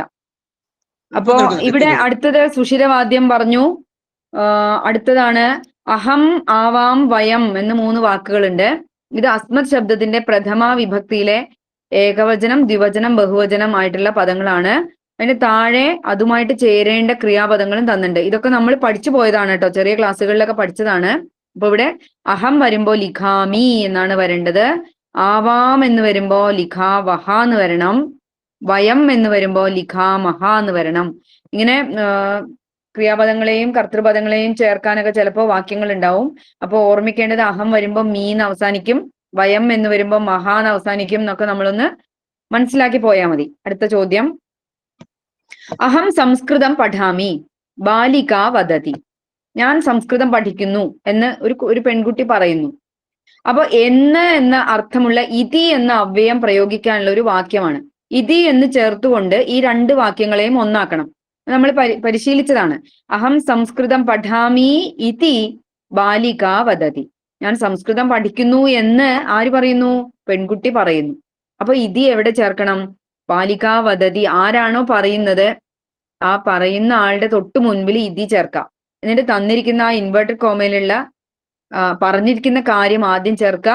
ആ പറഞ്ഞ കാര്യത്തിന് ശേഷം ഇതി ചേർക്കുക. ആര് പറഞ്ഞു എന്ന് അവസാനം ചേർക്കാം. അപ്പോ ഇതി എന്ന് പ്രയോഗിച്ചുകൊണ്ടുള്ള വാക്യം ശരിയാവും. ഇനി മനഃ ശബ്ദസ്യ ഷഷ്ഠി ക്ഷമ്യതാം സപ്തമി ഏകവചനം കിം. മനഃ എന്ന ശബ്ദം ആ പാഠത്തിന്റെ ഒരു ഭാഗത്ത് തന്നിട്ടുണ്ട്. മനഃ ശബ്ദം, മനഃശബ്ദം. മനഃശബ്ദത്തിന്റെ സപ്തമി ഏകവചന രൂപമാണ് നമ്മൾ എഴുതേണ്ടത്. അപ്പോ അവിടെ ഓപ്ഷൻ തന്നിരിക്കുന്നത് മനസി എന്ന് തന്നിട്ടുണ്ട്, മനസ്സു എന്ന് തന്നിട്ടുണ്ട്. അപ്പൊ അതിൽ ചേരേണ്ടത് പേജ് നമ്പർ പറയാം.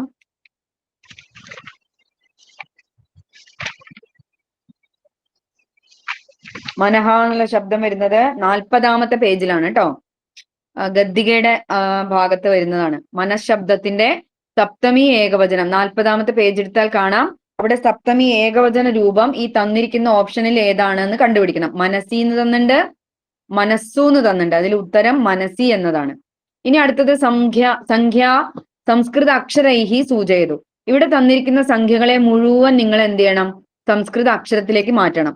അപ്പോ 10ന്റെ സംഖ്യകളെല്ലാം പഠിക്കണം. 10, 20, 30, 40, 50 അങ്ങനെ 100 വരെ പഠിച്ചാൽ ഈ സംഖ്യകളെല്ലാം എഴുതാം. എന്നാൽ ആ സംഖ്യകൾ എഴുതുമ്പോ ശ്രദ്ധിക്കേണ്ട ചില സംഖ്യകൾ കൂടി ഇതിൽ ഉൾപ്പെടുത്തിയിട്ടുണ്ട്. അതൊന്ന് പറഞ്ഞു പോവാം. ഉദാഹരണം, ഒന്നാമത്തെ സംഖ്യ നോക്കൂ, 1, 6. അത് ചേർത്ത് വായിക്കും 16. 16 എന്നുള്ള സംഖ്യ നമ്മൾ മനസ്സിൽ ആലോചിക്കുമ്പോൾ നമുക്ക് 10 എന്നുള്ളതിന് ക്ഷമ്യതാം, തിരിച്ചല്ലേ നമ്മൾ വായിക്കുക. സംസ്കൃതം വായിക്കുമ്പോൾ ഒറ്റയുടെ സംഖ്യയാണ് ആദ്യം പറയാം, ഒറ്റയുടെ സ്ഥാനം ആദ്യം പറയും. അപ്പൊ 6 എന്നുള്ളതിന് ഷട്ട് എന്ന് നമുക്കറിയാം, ഷട്ട്. അപ്പൊ നമ്മൾ ഷട്ട് എന്ന് എഴുതി വെച്ചു. ഇനി 10 എന്നുള്ളതിന് എന്താ സംഖ്യ? ദശ എന്ന് എഴുതി വെച്ചു. അപ്പൊ നമ്മൾ ഷട്ട് ദശ എന്ന് എഴുതിയാൽ ഉത്തരം തെറ്റാണ്, ഒരു മാർക്ക് അവിടെ പോകും. അപ്പോ 16 എന്നുള്ള സംഖ്യ എപ്പോഴും എങ്ങനെ എഴുതാവൂ? ഷോഡശാന്നേ എഴുതാവൂ. ഇത് ശ്രദ്ധിക്കണേ. വേണമെങ്കിൽ ഒന്ന് പുസ്തകത്തിൽ എഴുതി വെച്ചോളൂ. ഷോഡശ ആണ് എപ്പോഴും എന്ത്? 16 എന്നുള്ള സംഖ്യയുടെ സംസ്കൃതം. ഷട്ട് ദശ എന്ന് എഴുതരുത്. ഇനി അടുത്ത നോക്കൂ, 96. കണ്ടോ? 96. 9, 6 ആണ്. അപ്പോ ഷട്ട് ആണ് 6, നവതിയാണ് 90. അപ്പൊ നമ്മൾ എഴുതും ഷട്ട് നവതി എന്ന് എഴുതിയാൽ അവിടെയും ഉത്തരം ശരിയാണെങ്കിലും ഉത്തരം അത്ര ശരിയല്ല. അപ്പൊ അത്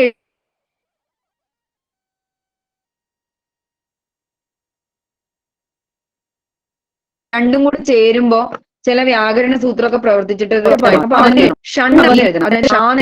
ഒരു നായുടെ പകുതി എഴുതാ, അടുത്ത നാ പൂർണ്ണമായിട്ട് എഴുതാ, എന്നിട്ട് വതിഹി എന്ന് എഴുതിയാല് അതെന്തായി? ഷണ്ണവതിഹി എന്നായി. അതാണ് എന്ത്? 96 എന്നുള്ളതിന്റെ സംസ്കൃത പദം. ഇനി അടുത്ത് നോക്കൂ, 12. കണ്ടോ? 12. അപ്പൊ നമുക്ക് ദ്വേന്നാണ് 2 എന്നുള്ളതിന്റെ സംഖ്യ. ദശ എന്നാണ് എന്ത്? 10ന്റെ സംഖ്യ. അപ്പൊ കുട്ടികൾ എങ്ങനെ എഴുതും? ദ്വേ ദശ എന്ന് എഴുതും. അതായത് ഒറ്റയുടെ സ്ഥാനം ആദ്യം പറയണം, അപ്പൊ ദ്വേ എഴുതി.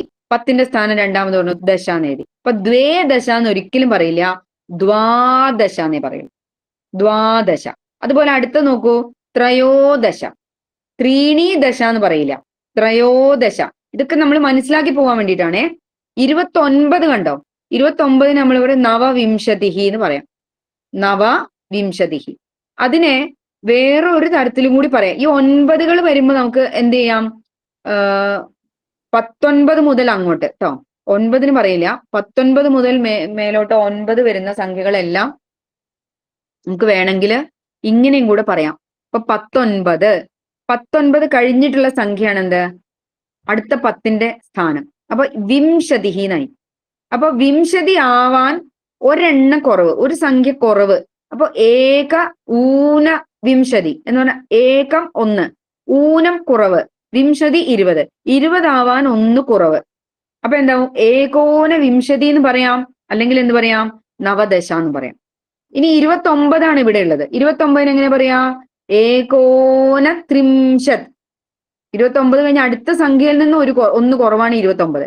അപ്പോ ഏകോന ത്രിംശത് എന്ന് പറയാം, അല്ലെങ്കിൽ നവവിംശതി എന്ന് പറയാം. ഇനി അടുത്ത് നോക്കൂ, 93. ഈ സംഖ്യകളൊക്കെ എഴുതുമ്പോ തെറ്റും, അതാണ് കേട്ടോ. അങ്ങനത്തെ സംഖ്യകളാണ് ഞാൻ ഇവിടെ എഴുതിയിട്ടുള്ളത്. അപ്പൊ 93 എന്ന് എഴുതുമ്പോ ത്രീണി നവതി എന്ന് എഴുതും, അത് തെറ്റാണ്. അപ്പൊ ഇവിടെ എങ്ങനെ എഴുതാ? ത്രിനവതി എന്ന് എഴുതണം. ത്രിനവതി എന്ന് എഴുതിയാലും തെറ്റാണേ. ത്രീ എഴുതാ, നാ കൊടുക്കുക, നാ എന്നുള്ള അക്ഷരം, ടാ ഠ ഡാ ഠ ണ, നാ എന്നുള്ള അക്ഷരം എഴുതാ, വതിഹി എന്ന് എഴുതാം. ത്രിനവതിഹി.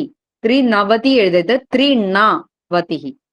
അതാണ് 93ന്റെ ശരി ഉത്തരം. ഇനി അടുത്ത് നോക്കൂ, ത്രിചത്വാരിംശത്.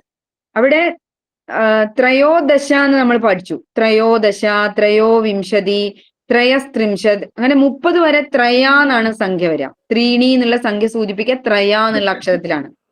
പക്ഷെ 40 മുതല് ത്രിചത്വാരിംശത്, ത്രിപഞ്ചാശത്, ത്രിഷഷ്ടി, അങ്ങനെ എല്ലാം ത്രീ എന്ന് മാത്രമേ വരുള്ളൂ. 3 ചേർക്കുന്നത് എപ്പോഴും 3 എന്ന് വരും. 40 മുതൽ അങ്ങോട്ട് ത്രിചത്വാരിംശത് അങ്ങനെ പോകും.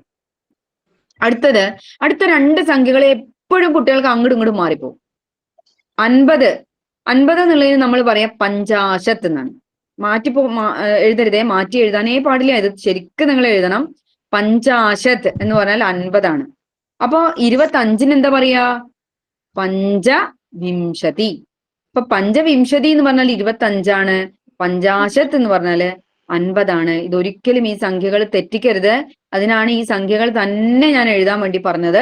ഈ സംഖ്യകൾ തീർച്ചയായിട്ടും നിങ്ങൾ അക്ഷരത്തിൽ എഴുതിയിട്ട് നിങ്ങളുടെ അധ്യാപകരെ കാണിച്ചു കൊടുക്കണം. ഓക്കെ, അടുത്ത സ്ലൈഡ്. ധീരോ ദൂതഹ എന്ന നാടകത്തിൽ നിങ്ങൾ ശ്രദ്ധിക്കേണ്ട കാര്യങ്ങൾ മാത്രം പറയാം. നമുക്ക് സമയം ഇങ്ങനെ അതിക്രമിച്ച് 8:30 കഴിഞ്ഞു. അപ്പോ ഇനി അടുത്ത പാഠങ്ങളിലെല്ലാം പഠിക്കേണ്ട കാര്യങ്ങൾ മാത്രം പറഞ്ഞു പോവാട്ടോ. ധീരോ ദൂതഹ എന്നുള്ളത് നാടകമാണ്. ആ നാടകം എഴുതിയത് ആരാണ്? ആ നാടകത്തിലെ നായകൻ ആരാണ്? രാജാവ് ആരാണ്? ആ നാടകത്തിൽ ഒരു രാജാവ് ഇരിക്കുന്നുണ്ട്. ആ രാജാവിന്റെ പേരെന്താണ്? ഇത് ഏത് കഥയുമായി ബന്ധപ്പെട്ടതാണ്? ആ നാടകത്തിൽ വരുന്ന യുവരാജാവിന്റെ പേരെന്താണ്? അതുപോലെ ആരുടെ ദൗത്യത്തിലാണ് ഇതിലെ നായകൻ പിന്നെ ഈ രാജ്യസഭയിലേക്ക് കടന്നു വരുന്നത്? പിന്നെ ആരാണ് അദ്ദേഹത്തെ അയച്ചത്? ആരൊക്കെ തമ്മിലാണ് അവിടെ സംഭാഷണം? എന്തൊക്കെയാണ് അവർ സംസാരിക്കുന്നത്? ഇങ്ങനെയുള്ള കാര്യങ്ങളെല്ലാം ആ നാടകവുമായിട്ട് പഠിക്കണം. അപ്പൊ സമയക്കുറവ് കൊണ്ട് സ്ലൈഡിൽ ചുരുക്കി പറയാണ്. ഇതെല്ലാം ശ്രദ്ധിക്കേണ്ടതാണ്. ഇതൊക്കെ പാഠം വായിച്ചാൽ മനസ്സിലാവും. ടീച്ചർമാർ എടുത്തു തന്നതാണ്. ഇനി അതില് ഭാസനാടക സംഗ്രഹസ്യ നാമ, അതായത് അതിൽ ചേർത്ത് പഠിക്കേണ്ട കുറച്ച് കാര്യങ്ങളാണ് ഇനി പറയുന്നത്. ഭാസനാടക സംഗ്രഹം, അതായത് സംസ്കൃത നാടകകാരന്മാരിൽ ഏറ്റവും ആദ്യം ഓർമ്മിക്കേണ്ട പേര് ആണ് ഭാസന്റെ പേര്. ഭാസഹ എന്നാണ് അദ്ദേഹത്തിന്റെ പേര്. അദ്ദേഹം 13 നാടകങ്ങൾ എഴുതി. ആ നാടകങ്ങളെ, അതാണ് അടുത്ത ചോദ്യം. കതി നാടകാനി, അദ്ദേഹം എഴുതിയ എത്ര നാടകങ്ങളുണ്ട്? 13 നാടകാനി സന്ധി. എന്നാൽ ഈ നാടകങ്ങള് എല്ലാം നമുക്ക് പിൽക്കാലത്താണ് കിട്ടിയത്. അതിനെല്ലാം പഠനം നടത്തിയ ഒരാള് കണ്ടെത്തിയിട്ടാണ് ഇതൊക്കെ ഭാസൻ എഴുതിയ നാടകങ്ങളാണെന്ന് മനസ്സിലാക്കി തന്നത്. അപ്പൊ അത് കണ്ടെത്തിയ ആളുടെ പേരെന്താണ്? അതൊക്കെ നിങ്ങൾ ആ അധിക വാചനാംശത്തിലുണ്ട്. ഇതെല്ലാം വായിച്ചിട്ടേ നിങ്ങൾ പരീക്ഷയ്ക്ക് പോവാവൂ. അതുകൊണ്ടാണ് ഇങ്ങനെയുള്ള ചോദ്യങ്ങള് സൂചകങ്ങളായിട്ട് കൊടുത്തത്. അതിനെക്കുറിച്ച് വിശദീകരിക്കുന്നില്ല.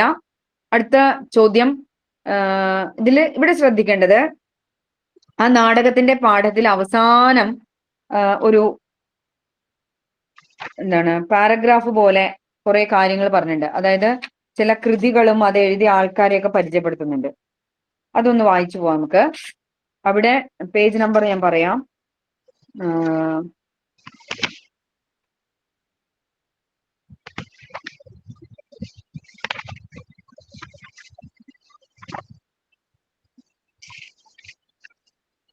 അവിടെ 60-ാമത്തെ പേജിലാണുള്ളത്. അതായത് ആ കലാരൂപം, ചാക്യാർ കൂത്ത് ഒക്കെ അതിനെ കുറിച്ചൊക്കെ പറയുന്ന ആ ഭാഗത്ത്, അതായത് സവ്യസാചി എന്ന് പറയുന്ന അതിന്റെ പുറകുവശത്തായിട്ട് ആ കവിതയുടെ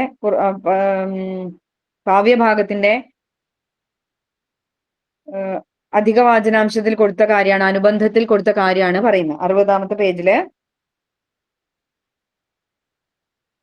ക്ഷമ്യത, അതിലല്ല,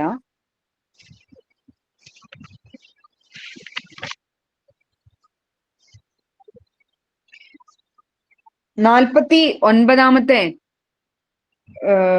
പേജില് ഭാസനാടകങ്ങളെ മുഴുവൻ പരിചയപ്പെടുത്തുന്നുണ്ട്. ഭാസനാടകങ്ങളെ പരിചയപ്പെടുത്തുന്നുണ്ട്. അത് കണ്ടെത്തിയ ആളെ പറയുന്നുണ്ട്. അതിന്റെ തൊട്ട് മുമ്പത്തെ പേജ് 48-ാമത്തെ പേജിൽ അവിടെ പൂരിപ്പിക്കാനായിട്ട് ഒരു ബോക്സ് തന്നിട്ടുണ്ട്. ആ ബോക്സിനുള്ളിലുള്ള പ്രവർത്തനമാണ് ഇപ്പോൾ കാണുന്ന സ്ലൈഡിലുള്ളത്. അവിടെ അഭിജ്ഞാന ശാകുന്തളം വളരെ പ്രധാനപ്പെട്ട ഒരു നാടകമാണ്. അത് എഴുതിയത് വിശ്വപ്രസിദ്ധനായ കവിയായ കാളിദാസനാണ്. ഉത്തര രാമചരിതം അതുപോലെ പ്രധാനപ്പെട്ട മറ്റൊരു നാടകമാണ്. അത് എഴുതിയിരിക്കുന്നത് ഭവഭൂതി എന്ന് പറയുന്ന അദ്ദേഹമാണ്. ആശ്ചര്യ ചൂടാമണി ശക്തിഭദ്രൻ എഴുതിയ നാടകമാണ്. ദൂതവാക്യം ഭാസന്റെ നാടകം. മത്തവിലാസ പ്രഹസനം മഹേന്ദ്ര വിക്രമവർമ്മ. ഇതൊക്കെ അതിൽ വരുന്നതാണ്. അതിലെ പാരഗ്രാഫിലൊക്കെ ഇതിനെക്കുറിച്ച് സൂചനകളെല്ലാം തന്നിട്ടാണ് ഈ ചോദ്യം പറഞ്ഞിട്ടുള്ളത്. 50-ാമത്തെ പേജില് പിന്നെ നാടകകർത്താക്കളുടെ പേരുകളും നാടകങ്ങളുടെ പേരുകളും വളരെ വിശദമായിട്ട് കൊടുത്തിട്ടുണ്ട്. അത് മുഴുവൻ കാണാതെ പഠിക്കണം. പഠിച്ചിട്ടേ നിങ്ങൾ പരീക്ഷയ്ക്ക് പോവാവൂ. ഇനി അതുമായി ബന്ധപ്പെട്ടൊരു ചോദ്യമാണ് ചക്രപാണിഹി കഹ. അവിടെ ഓപ്ഷൻസിൽ ഘടോത്കചഹ, ശ്രീകൃഷ്ണ, ദുര്യോധന, ഭീമഹ. ഇവിടെ ചക്രം കയ്യിലുള്ള ആൾ ആരാണ്? അപ്പൊ ശ്രീകൃഷ്ണന്റെ കയ്യിലാണ് സുദർശന ചക്രം. അപ്പോ ചക്രപാണി എന്ന് പറഞ്ഞാല് ശ്രീകൃഷ്ണനാണെന്ന് മനസ്സിലാക്കണം. ഇനി കൗണപഹ, അതിൽ വരുന്ന ഒരു പദമാണ് കൗണപഹ. അത് അമരകോശത്തിലാണ് തോന്നുന്നു ആ പദം ഉള്ളത്. അപ്പൊ ഇതുമായി ബന്ധപ്പെട്ട നമ്മുടെ കഥയിലെ കഥാപാത്രം ആരാണ്? അപ്പൊ ദേവൻ എന്നൊരു പദമുണ്ട്, രാക്ഷസൻ എന്ന പദമുണ്ട്. ഇവിടെ ദൂതനായിട്ട് വരുന്നത് ഒരു രാക്ഷസനാണ്. അപ്പോ രാക്ഷസഹ എന്നുള്ള പദത്തിന്റെ സമാന പദമാണ് കൗണപഹ എന്നുള്ള പദം. അപ്പൊ അമരകോശം വായിച്ചാലേ അത് കിട്ടുള്ളൂ.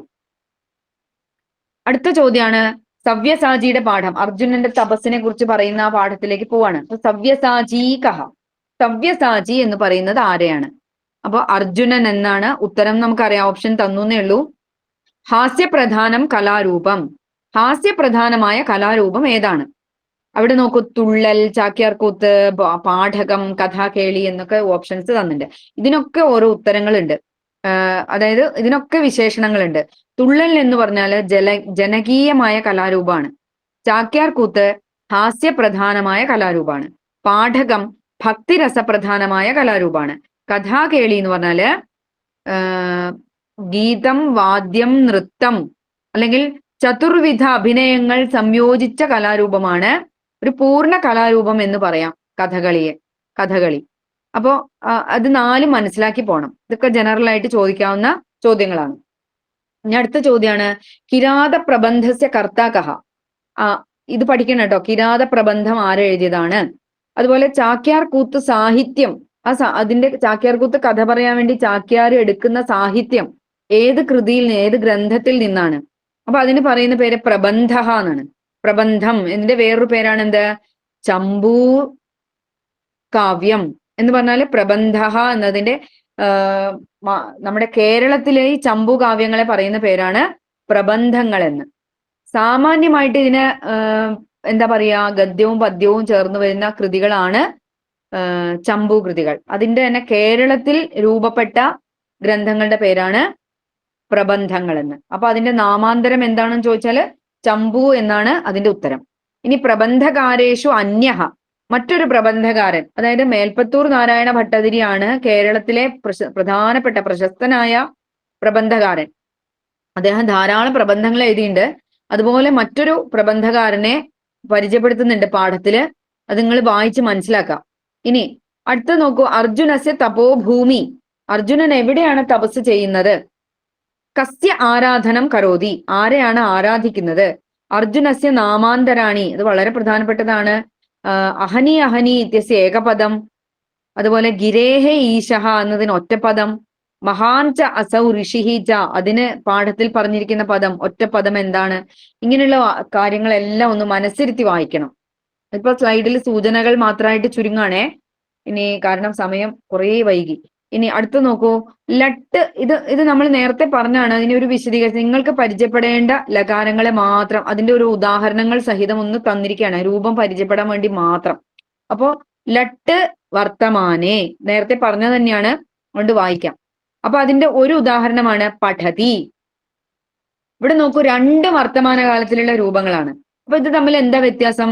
ഒന്ന് പരസ്മേപതിയാണ്, ഒന്ന് ആത്മനേപതിയാണ്. എന്താ പരസ്മേപതി, എന്താണ് ആത്മനേപതി? അപ്പൊ നിങ്ങൾക്ക് മനസ്സിലാവേണ്ട രീതിയിൽ പറയാം, ആഴത്തിലൊന്നും പോണ്ട, പക്ഷെ നിങ്ങൾക്ക് മനസ്സിലാവാൻ വേണ്ടി പറയാം. പരസ്മേപതി എന്ന് പറഞ്ഞാല് ഒരാൾ ഒരു പ്രവൃത്തി ചെയ്യുന്നു, ആരും ആയിക്കോട്ടെ, ഒരാൾ പ്രവൃത്തി ചെയ്യുന്നു. ആ പ്രവൃത്തിക്ക് ഒരു ഫലം ഉണ്ടാവും. ആ ഫലം ആ ചെയ്യുന്ന ആൾക്ക് മാത്രമല്ല വേറെ ആൾക്കാർക്ക് കൂടി ലഭിക്കുന്നുണ്ടെങ്കിൽ അങ്ങനെയുള്ള ക്രിയാപദങ്ങളാണ് പരസ്മൈ പദം എന്ന് പറയാം.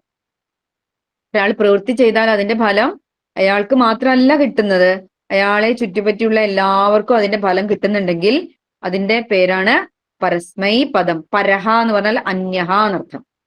അപ്പൊ പരസ്മൈ എന്ന് പറഞ്ഞാൽ അന്യനായിക്കൊണ്ട് പ്രയോജനം വരുന്ന ക്രിയ ആണ് പരസ്മൈ പദം. അപ്പൊ ആത്മനേപദം എന്തായിരിക്കും? ഒരു പ്രവൃത്തി ചെയ്താൽ അതിന്റെ ഫലം സ്വന്തം തന്നെ അനുഭവത്തിൽ വരിക, അല്ലെങ്കിൽ അവനവന് തന്നെ അതിന്റെ അനുഭവം വരുന്ന, അല്ലെങ്കിൽ ഫലപ്രാപ്തി ഉണ്ടാവുന്നതാണ് ആത്മനേപദം എന്ന് പറഞ്ഞത്. അപ്പൊ തീ എന്ന് അവസാനിക്കുന്നത് പരസ്മേപദമാണെന്ന് നമ്മൾ പഠിച്ചിട്ടുണ്ട്. തേ എന്ന് അവസാനിക്കുന്നത് ആത്മനേപദമാണെന്ന് നമ്മൾ പഠിച്ചിട്ടുണ്ട്. അപ്പൊ ഇവിടെ വർത്തമാനകാലത്തിലെ പരസ്മേപതിയിലെ ഒരു രൂപവും ആത്മനേപതിയിലെ ഒരു രൂപവും ഏകവചനം മാത്രമേ പറയുന്നുള്ളൂ കേട്ടോ. ഏകവചനം മാത്രം, അതും പ്രഥമ പുരുഷ ഏകവചനം മാത്രമേ പറയുന്നുള്ളൂ. ഒന്ന് മനസ്സിലാവാൻ വേണ്ടി മാത്രം. ഇനി അതിന്റെ തന്നെ അടുത്ത ലകാരമാണ് ലങ്.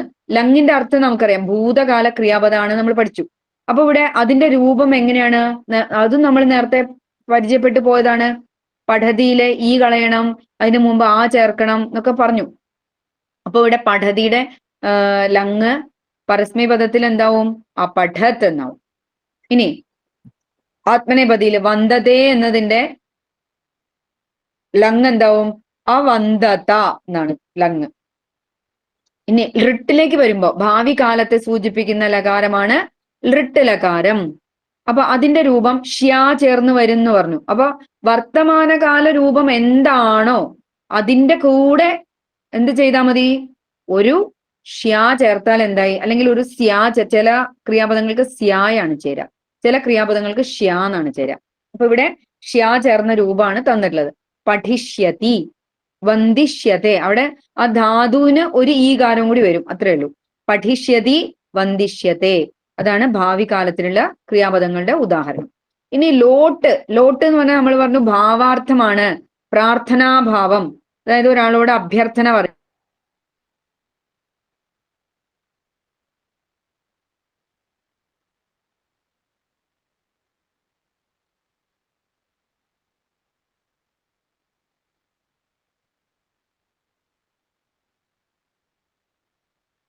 മ്യൂട്ടായി.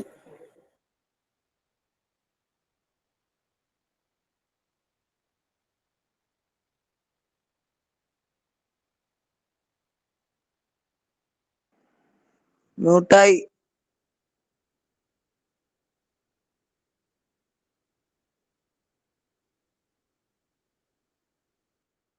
ടീച്ചറെ മ്യൂട്ടായിട്ടുണ്ട്.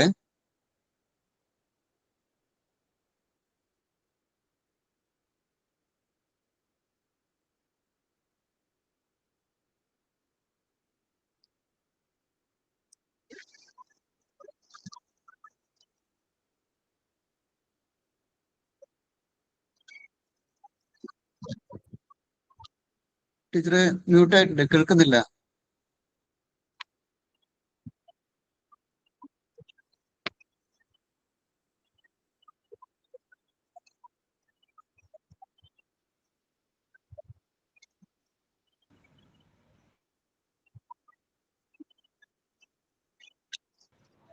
അപ്പോ ലിട്ട് ലകാരം ഭൂതകാല അർത്ഥത്തിലുള്ളതാണ്.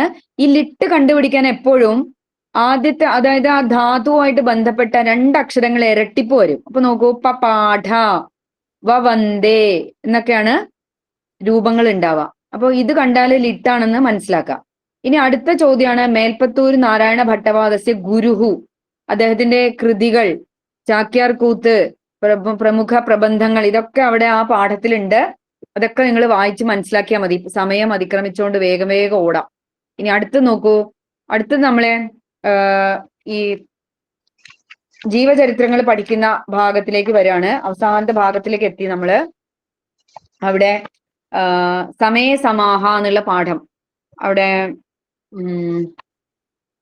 ആ പാഠത്തിലെ ഒരു ഇന്റർവ്യൂ പാഠം ഉണ്ടല്ലോ, ദൂരദർശൻ ഇന്റർവ്യൂ പോലെയുള്ള പാഠം, അതുമായിട്ട് ബന്ധപ്പെട്ട അവിടെ വരുന്ന ചില ചോദ്യങ്ങളാണ്. സ്വതന്ത്ര ഭാരതസ്യ ആധാരശില, അതുപോലെ വക്കം അബ്ദുൽ ഖാദർ ആരായിരുന്നു?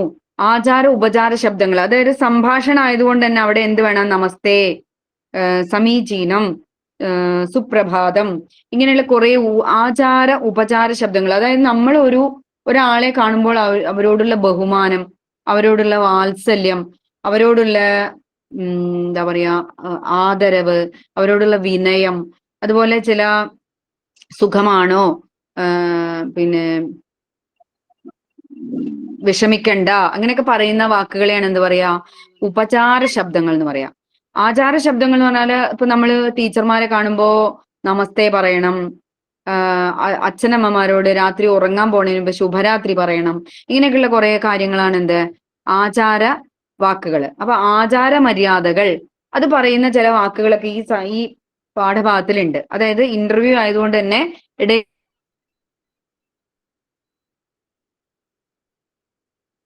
മ്യൂട്ടായി.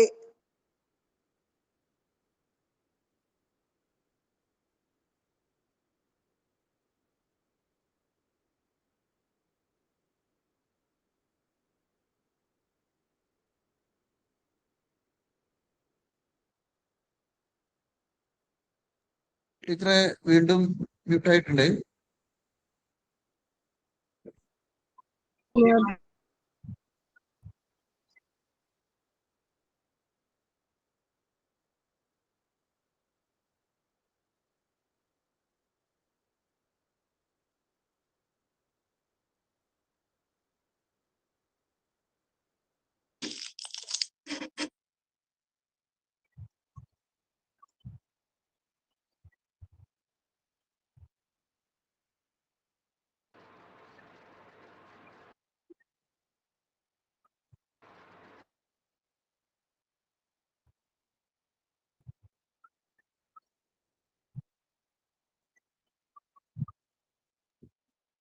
ടീച്ചറെ മ്യൂട്ടായിട്ടുണ്ട്, കേൾക്കുന്നില്ല കേട്ടോ.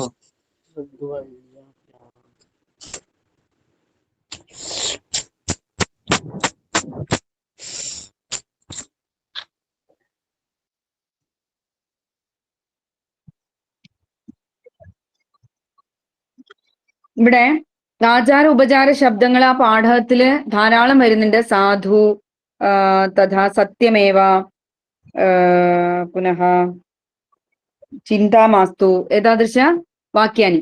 അതിനെയാണ് ആചാര ഉപചാര ശബ്ദങ്ങൾ എന്ന് പറയാം. അത് പരിചയപ്പെടണം. അതുപോലെ പ്രശ്നവാചക ശബ്ദങ്ങൾ, അതായത് ഒരു ഇന്റർവ്യൂ ആവുമ്പോൾ തന്നെ എന്താണ് ഏറ്റവും പ്രധാനമായിട്ട് വേണ്ടത്?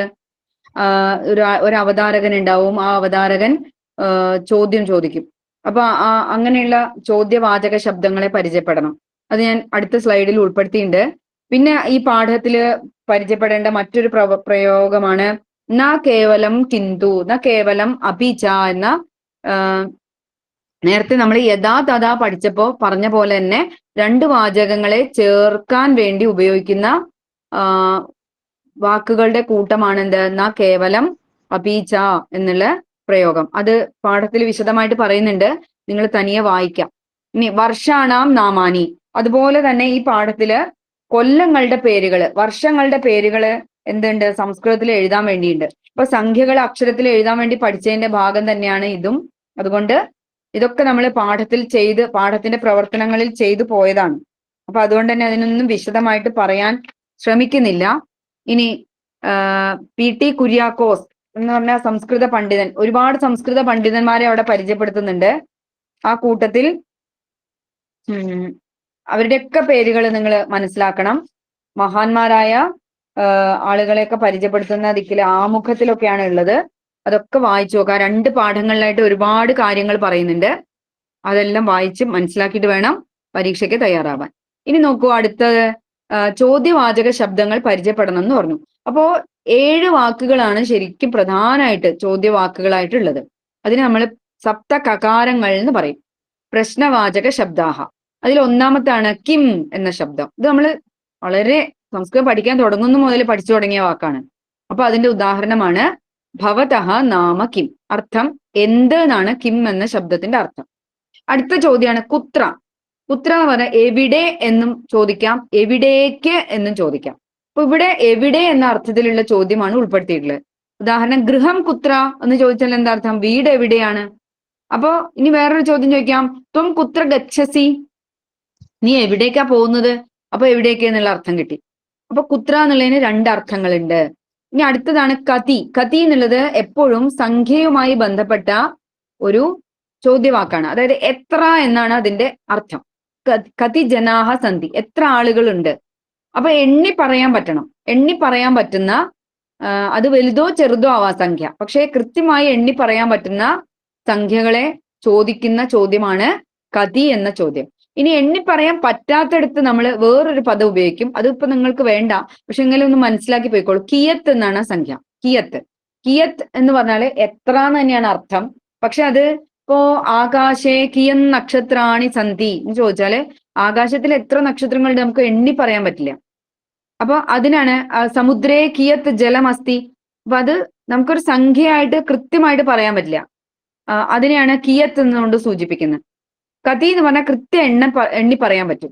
ഇനി കഥ എന്ന ചോദ്യം എപ്പോൾ എന്നാണ് അർത്ഥം. എപ്പോൾ. ഇപ്പൊ കഥാ പരീക്ഷ, എപ്പോഴാണ് പരീക്ഷ. അടുത്ത് നോക്കൂ, കുതഹ. കുതഹ എന്ന് പറഞ്ഞാൽ എവിടെ നിന്ന്. അപ്പൊ വാഹനം കുതഹ ആഗച്ഛതി, വാഹനം എവിടെ നിന്നാണ് വരുന്നത് എന്നാണ് ചോദ്യം. കഥം, കഥം എന്നുള്ളതിന് എങ്ങനെ, പരീക്ഷ കഥമാസീത്, പരീക്ഷ എങ്ങനെ ഉണ്ടായിരുന്നു നമ്മൾ ചോദിക്കാറുണ്ട്. ഇനി കിമർത്ഥം, എന്തിനു വേണ്ടി അല്ലെങ്കിൽ എന്തിനായിക്കൊണ്ട് എന്നൊക്കെ അതിന്റെ അർത്ഥം പറയാം. അപ്പോ കിമർത്ഥം പഠതി, എന്തിനു വേണ്ടിയാണ് പഠിക്കുന്നത്. ഇങ്ങനെയാണ് ചോദ്യവാക്കുകൾ ഉണ്ടാവുക. ഇനി ഇതിൽ കിം എന്നത് ഒരു ചോദ്യം നമ്മൾ പറയും എന്ത് എന്നാണ് അർത്ഥം. ഈ ശബ്ദം നപുംസകലിംഗ ശബ്ദമാണ്. കിം എന്നത് നപുംസകലിംഗ ശബ്ദമാണ്. നപുംസകലിംഗ ശബ്ദം, അപ്പൊ അതിന് പുല്ലിംഗ ശബ്ദമുണ്ട്, സ്ത്രീലിംഗ ശബ്ദമുണ്ട്. കിം ശബ്ദത്തിന് പുല്ലിംഗത്തിലും രൂപമുണ്ട്, സ്ത്രീലിംഗത്തിലും രൂപമുണ്ട്. അപ്പൊ പുല്ലിംഗത്തിലെ രൂപമാണ് നമ്മൾ ഇടയ്ക്കിടയ്ക്ക് പറയും.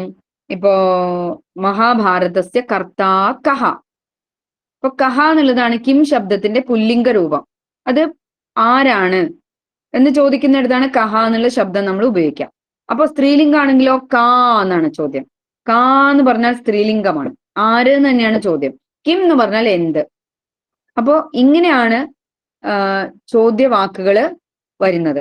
ഇപ്പൊ ഏകദേശം നമ്മുടെ 8 പാഠങ്ങളുമായി ബന്ധപ്പെട്ട് നമ്മൾ സ്കോളർഷിപ്പ് പരീക്ഷ എന്ന ലക്ഷ്യം വെച്ചുകൊണ്ട് എന്തൊക്കെ പഠിക്കണമെന്ന് ഈ ഒരു പരിമിതമായ സമയത്തിനുള്ളിൽ ഓടിച്ചു പോയി. എനിക്ക് ഒരു തൃപ്തിയും വന്നിട്ടില്ല മക്കളെ. പക്ഷേ നിങ്ങൾക്കിത് പറഞ്ഞു തന്നില്ലെങ്കിൽ നിങ്ങൾ ചില ഭാഗങ്ങളൊക്കെ നല്ലോണം ശ്രദ്ധിക്കേണ്ട ചില ഭാഗങ്ങളുണ്ട്. അതിനെയാണ് ഞാൻ കൂടുതൽ പറഞ്ഞു പോയത്. ബാക്കി പാഠവുമായി ബന്ധപ്പെട്ട കാര്യങ്ങളൊക്കെ ജസ്റ്റ് ഇങ്ങനെ മെൻഷൻ ചെയ്ത് പോയിട്ടേ ഉള്ളൂ. കാരണം ഇന്ന ഭാഗങ്ങൾ ഒന്ന് പഠിക്കുക, അതിലധിക വാചനാംശം വായിക്കണം, പദച്ഛേദം പഠിക്കണം, അർത്ഥങ്ങൾ പഠിക്കണം, വിഗ്രഹവാക്യങ്ങൾ പഠിക്കണം, അമരകോശം പഠിക്കണം. അതുപോലെ ഇങ്ങനെ ഈ പട്ടികയായിട്ട് തന്നിട്ടുള്ള ഭാഗങ്ങള്, പിന്നെ ഇതുപോലെ ചില വ്യാകരണ കാര്യങ്ങളൊക്കെ പറയുന്ന ഭാഗങ്ങള്, ഇതെല്ലാം നല്ലപോലെ ഊന്നൽ കൊടുത്ത് പഠിക്കണം. അതുപോലെ എല്ലാ പാഠങ്ങളുടെ അവസാനം ചില നാമപദങ്ങളും ക്രിയാപദങ്ങളും ഒക്കെ പരിചയപ്പെടുത്തുന്നുണ്ട്. അപ്പൊ അതിന്റെയൊക്കെ രൂപങ്ങൾ ഒന്ന് ഓടിച്ചു വായിച്ചിട്ട് പോകണം. ഇത് കണ്ടാൽ ഇത് ഇന്നതാണെന്ന് നമുക്ക് തിരിച്ചറിയാൻ പാകത്തിലെങ്കിലും നിങ്ങളൊന്ന് മനസ്സിലാക്കി വെച്ചിട്ട് പോവാം. അപ്പൊ എന്തെങ്കിലും സംശയം വരികയാണെങ്കിൽ നിങ്ങളുടെ അധ്യാപകരോട് ചോദിക്കാം. അപ്പോ അങ്ങനെ നല്ല രീതിയിൽ സ്കോളർഷിപ്പ് പരീക്ഷ എഴുതി, ഞാൻ പറഞ്ഞ പോലെ കണ്ണൂർ ജില്ലയുടെ പുറത്തേക്ക് ഇക്കൊല്ലം സ്കോളർഷിപ്പ് പോരുത് എന്ന് പറഞ്ഞാൽ കണ്ണൂർ ജില്ലയിലുള്ള മുഴുവൻ കുട്ടികളും കേരളത്തിലുള്ള സ്കോളർഷിപ്പ് തുക കൈപ്പറ്റണം. അങ്ങനെ അത്ര വാശിയോടെ പഠിച്ചിട്ട് നമ്മൾ മിടുക്കരായിട്ട് കണ്ണൂർ ജില്ലയുടെ അഭിമാന താരങ്ങളായിട്ട് നിങ്ങൾ മാറട്ടെ എന്ന് ആശംസിച്ചുകൊണ്ട് നിർത്തുകയാണ്. അപ്പൊ ഇത്രയും സമയം കൊണ്ട് എന്തൊക്കെയോ പറഞ്ഞു, എനിക്കൊരു തൃപ്തി വന്നിട്ടേ ഇല്ല. കാരണം ധാരാളം കാര്യങ്ങൾ പറയാനുള്ള ഒരു പാഠപുസ്തകമാണ് നിങ്ങളുടെ കയ്യിലുള്ളത്. 8ാം ക്ലാസ്സിലെ പാഠപുസ്തകം എന്ന് പറഞ്ഞാല് അത് ആജീവനാന്ത ഉപയോഗപ്രദമായ കാര്യങ്ങൾ അതിലുണ്ട്. അപ്പോ അതിന് അവിടെ ഇവിടെയൊക്കെ ഒരു കരയിൽ നിന്നുകൊണ്ട് ഒരു കുറച്ച് വെള്ളം കൈക്കുടന്നയിൽ വാരി എടുത്ത പോലെ എനിക്ക് തോന്നുന്നുള്ളൂ. എന്നാലും പരീക്ഷയ്ക്ക് ആവശ്യമുള്ള കാര്യങ്ങളൊക്കെ പറഞ്ഞു എന്നൊരു ബോധ്യത്തില് നിർത്തട്ടെ.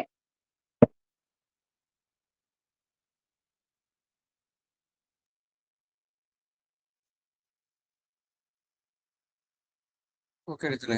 അപ്പോ ടീച്ചർ വളരെ നല്ല രീതിയിൽ നിങ്ങൾ ക്ലാസ് പറഞ്ഞു തന്നു. അപ്പോ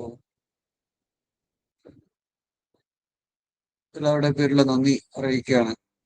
നമ്മുടെ സമയം അവസാനിച്ചിരിക്കുകയാണ്. ഇതിന്റെ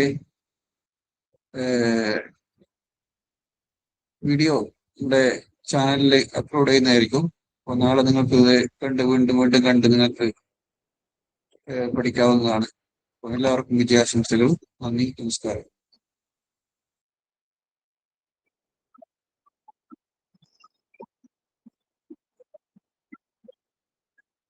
ശുഭരാത്രി സർവേഷാം.